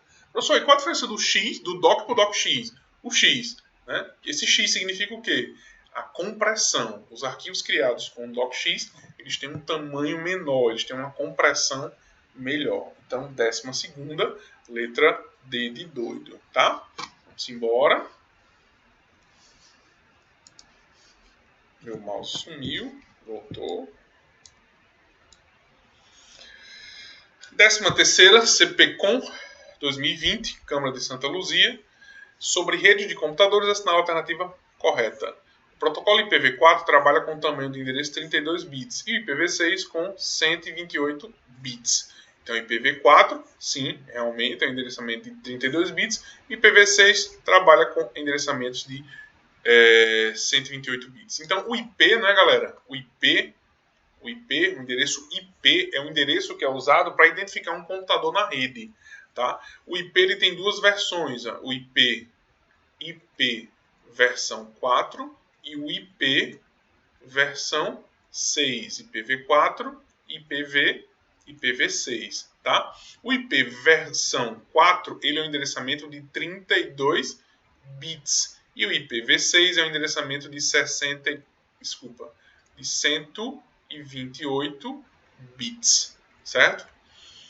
Um endereçamento de 32 bits, se a gente for fazer uma análise combinatória, né, esse endereçamento aqui, ele é um número que vai de 0, são 4 grupos de 8 bits, né, que vai de 0 até 255.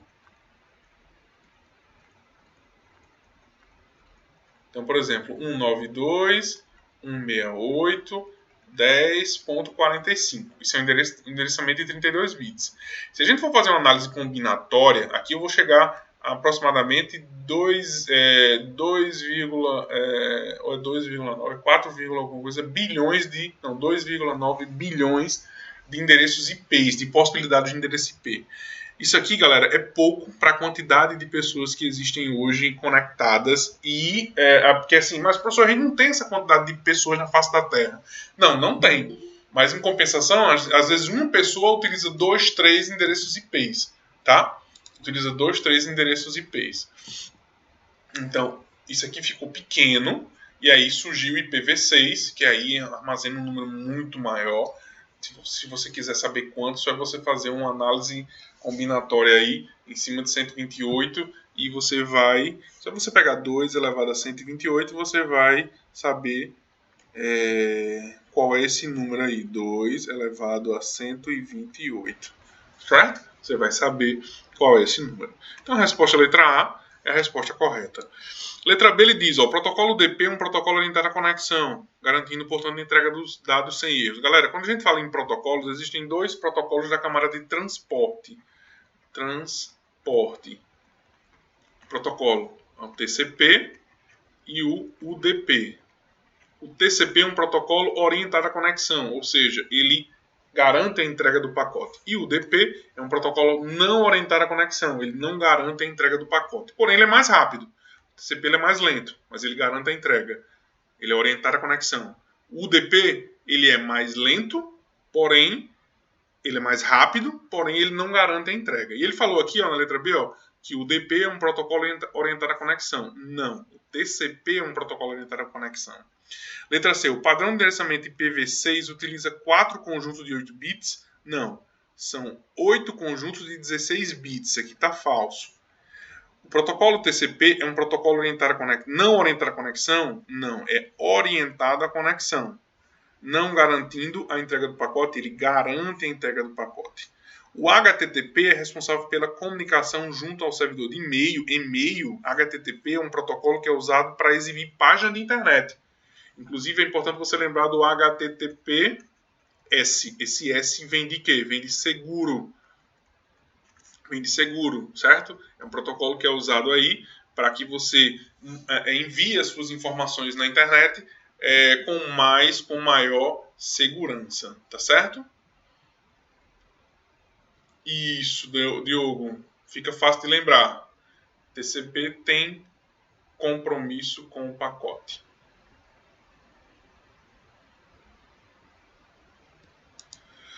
Vamos embora.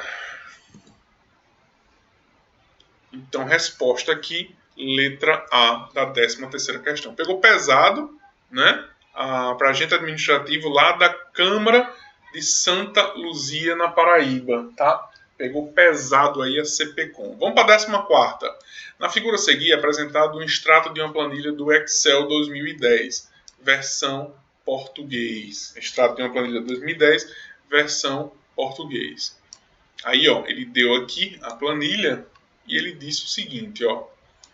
Se for... Opa.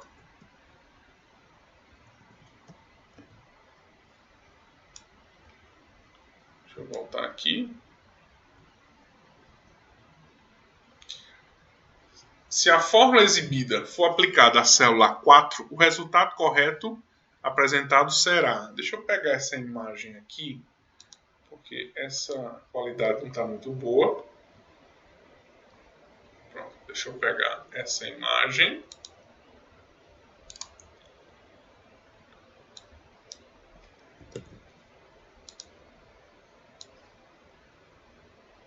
Deixa eu pegar essa imagem aqui e colar para vocês em outro local para que a gente resolva essa questão. Vou colar ela aqui. Olha só, vamos resolver isso aqui rapidinho, ó. Então, galera, ele pegou aqui nessa função se, veja que ela tem uma coisa diferente. Lembra que eu falei agora há pouco, se sempre vai ter uma condição, ponto e vírgula, um valor se for verdadeiro, ponto e vírgula, um valor se for falso. Certo? Beleza? Só que aqui, ó, você tem um i aqui, ó. Esse i, ele utiliza o i da tabela verdade. Então, para que essa condição seja verdadeira, todos os testes têm que ser verdadeiro. No caso do ou, basta um ser verdadeiro para que ele seja verdadeiro, tá? Então, olha só, nesse caso aqui, eu vou ter que fazer todos esses testes. Então, para que isso seja verdadeiro, todos vão ter que ser verdadeiros. Então, por exemplo, ó, A1 maior do que 2. A1, quem é A1? 2 é maior ou igual a 2? Isso aqui é verdadeiro ou é falso? 2 é maior ou igual a 2? Sim, isso é verdadeiro. Aí aqui o segundo teste. A2 maior ou igual a 3. Quem é A2? 3 maior ou igual a 3. Isso aqui é verdadeiro ou é falso? Isso aqui é verdadeiro. Aí, ó, o outro teste. A3 maior ou igual a 4. Quem é A3? 4 é maior ou igual a 4. Isso aqui é o quê? Isso aqui é verdadeiro. Então, ó, eu tenho verdadeiro, verdadeiro e verdadeiro. Vai dar o quê? Vai dar o quê no final? Vai dar verdadeiro. Se deu verdadeiro, eu tenho que vir para cá, concorda? Eu acertei tudinho. A2, 3, isso. Então eu tenho que vir para cá. Quem é a soma de A1 até D3? De A1, daqui, até aqui. Com a soma de todos esses valores aqui.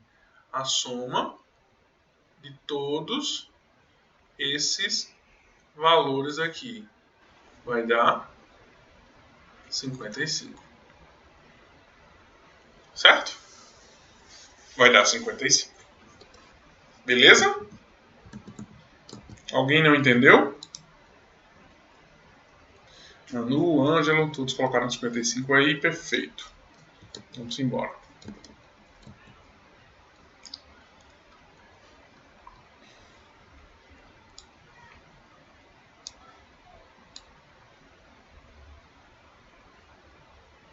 Vamos para a resposta aqui, foi letra B, 55.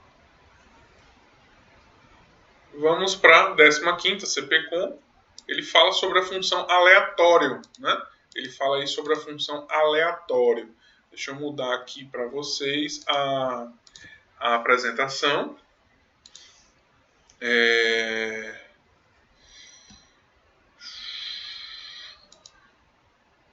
Deixa eu mudar aqui para vocês a apresentação.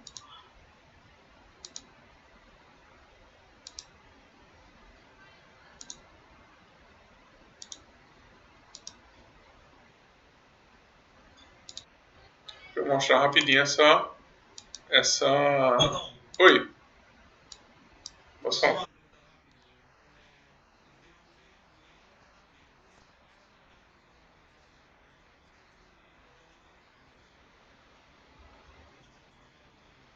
Aí seria falso.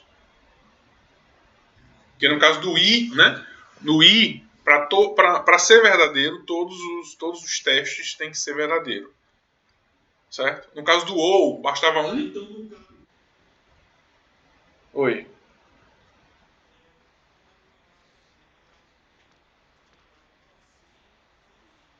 Isso. Isso. É. Se fosse ou, naquele caso ia dar verdadeiro também, né? Porque todos foram verdadeiros. No caso do ou, basta um ser verdadeiro para que ele seja verdadeiro. No caso do i, todos têm que ser verdadeiro para que ele seja verdadeiro. Então a gente fez os 3 testes, todos foram verdadeiros. Aí por isso que, se ele foi verdadeiro, então ele foi para o segundo argumento, que é aquela soma, tá?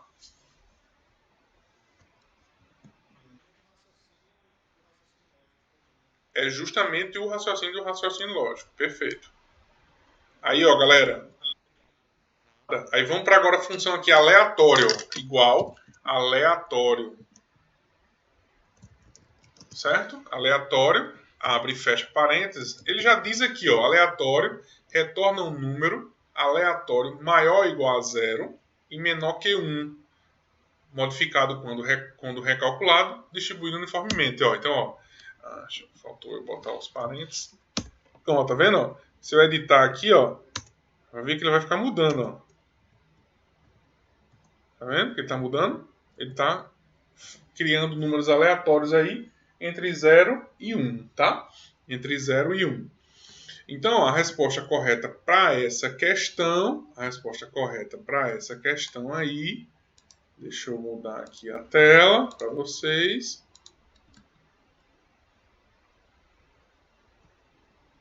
A resposta correta para essa questão, tô apanhando aqui da tela.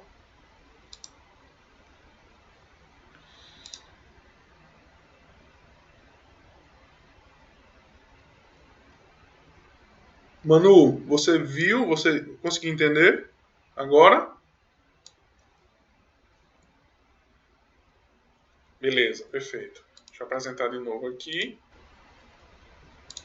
Então, galera, a resposta correta dessa questão aí, né? Essa questão do aleatório é a letra E, ó. Aleatório real, maior ou igual a 0 e menor que 1, distribuído uniformemente. Resposta, letra E, tá? Acho que dá para a gente fazer mais um aqui. CPCOM 2020. Sobre sistemas operacionais, esta é a alternativa correta. O sistema operacional serve para efetuar o controle e gerenciamento do computador, abrangendo tanto as partes físicas quanto as partes lógicas. Perfeito. Resposta da 16ª questão. Se eu não estiver enganado, resposta, letra A. O que ele diz aí na letra B? Ó? O Linux é um sistema operacional de código fechado. Não, o Linux é um sistema operacional de código aberto, é um software livre, vem de liberdade de conhecimento.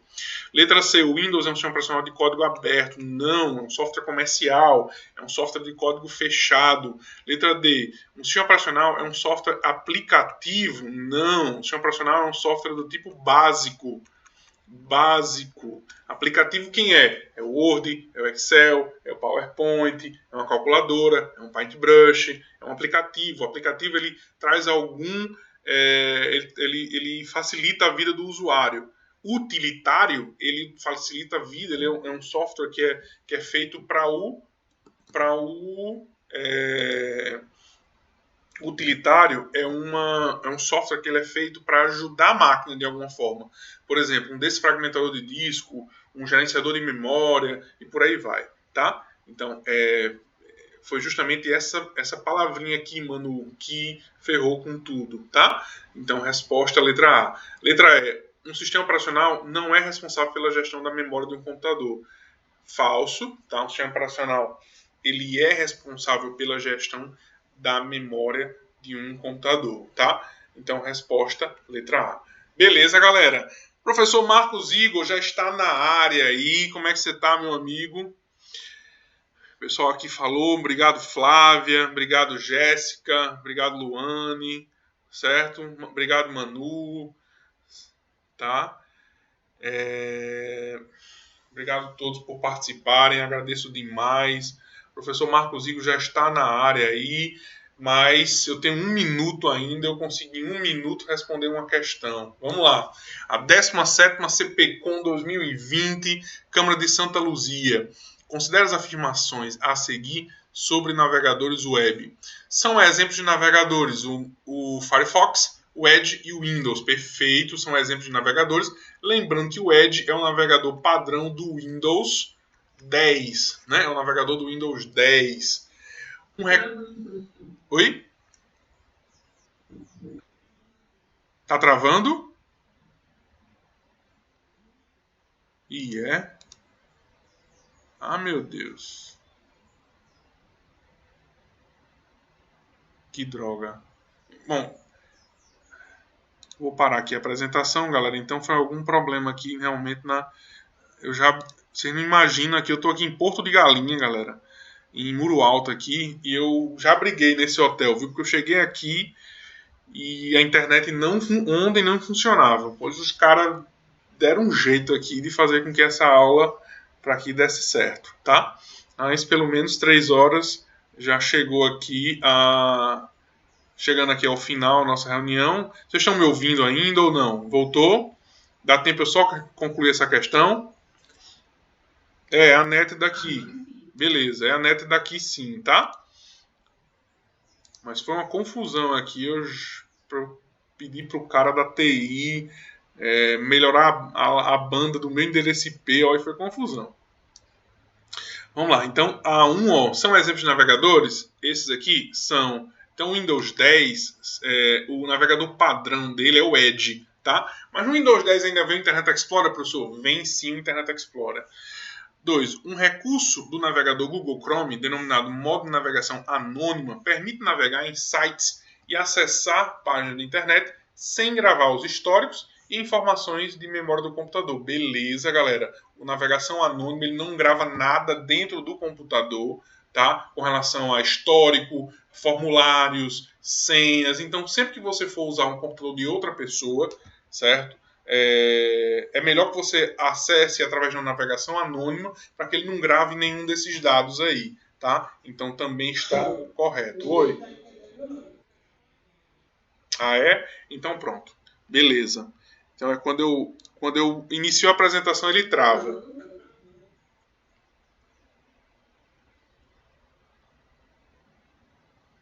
Voltei? Voltei? Beleza. Galera, quando eu pois é, pessoal. Pelo menos foi bem no final aí. É, tá. Hum, pode falar, Ângelo.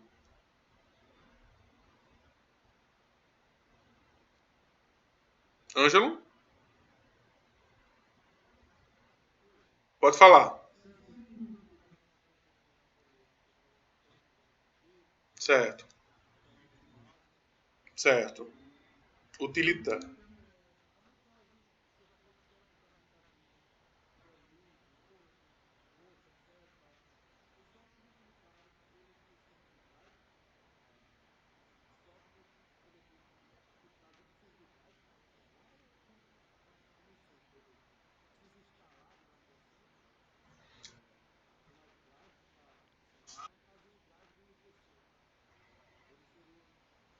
O driver, ó,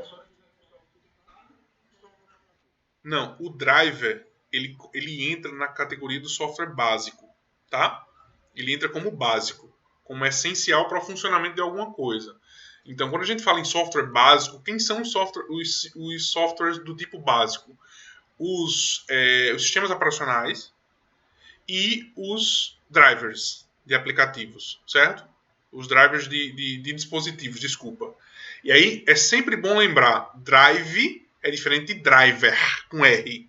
Drive é hardware, drive de CD, drive de DVD. E driver, com R, é o arquivo, são os arquivos de instalação de um dispositivo, que vai fazer com que o seu sistema operacional ele controle aquele determinado dispositivo. Por isso que ele é considerado básico. Ele trabalha em conjunto aí com o seu sistema operacional, tá certo? Mas perfeita a sua colocação. Na verdade, o driver ele entra como um software básico. Ele nem é aplicativo, nem ele é utilitário, tá?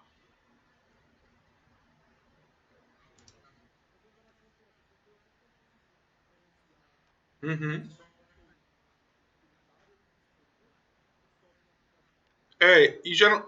Isso. Geralmente as pessoas quando falam, falou em software básico, as pessoas sempre falam só do sistema operacional. Aí o drive ele fica boiando, né? Os professores nem falam que ele é básico, nem fala que ele é aplicativo, nem fala que ele é utilitário. Galera, eu queria só que vocês lembrassem para a prova de amanhã o conceito de phishing, certo? Phishing, que é aquele e-mailzinho que vocês recebem, que vocês recebem aquele e-mail tem um link, aquele link leva você para uma página falsa, tá? Não esquece o phishing, tem caído muito em prova de concurso. Não esquece ransomware, tá? Então, assim, vão tranquilos. Para quem estudou comigo aí, com certeza, se não toda a prova, mas boa parte da prova, das 10 questões vão estar dentro daquilo que a gente estudou. Eu tenho muita tranquilidade com relação a isso, tá? Então, eu desejo a todos vocês uma excelente prova. Vocês vão ficar aí agora com o professor Marcos Igor. Vou passar. Deixa eu ver aqui se eu consigo compartilhar arquivo aqui. Deixa eu ver se eu consigo compartilhar arquivo aqui. Se sim ou se não, acho que não, né? O gabarito. Não, não consigo. Vamos fazer o seguinte, galera. Eu vou mandar agora. Todo mundo recebeu um e-mail, não recebeu? Todo mundo que está aqui. Se todo mundo que está aqui recebeu um e-mail com um link, não é? Beleza. Eu vou mandar agora. Eu tenho o e-mail de vocês. Vou mandar agora o e-mail com o material gabaritado, tá certo? De qualquer forma, eu já dei meu WhatsApp aqui. Eu vou botar de novo aqui no chat. Se você não receber, você pode mandar para mim que eu encaminho na mesma hora. Beleza, galera? Uma excelente prova. Brigadão por participarem comigo, por participarem. Infelizmente, o professor Yuri, mais uma vez, não pôde estar aqui com vocês. Ele fez uma pequena cirurgia. Está bem, mas está se recuperando. E aí, a gente fez hoje só eu e o professor Marcos Igor. Mas espero que tenha sido proveitoso aí para vocês. Tá bom? Beleza? Um abraço no coração. Professor Marcos, você está por aí? Dione, minha querida amiga e aluna Dione. Marcos Igor saiu da reunião. Deixa eu ver se ele volta. Eu que tenho que autorizar ele na entrada.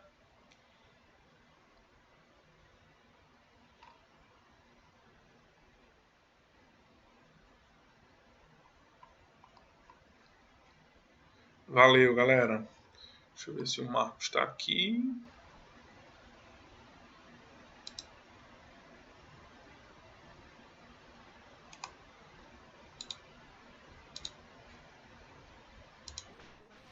Opa, Marcos, voltou, tá aí, beleza.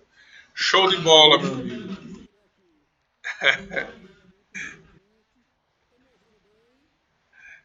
Ouvindo perfeitamente. Perfeitamente.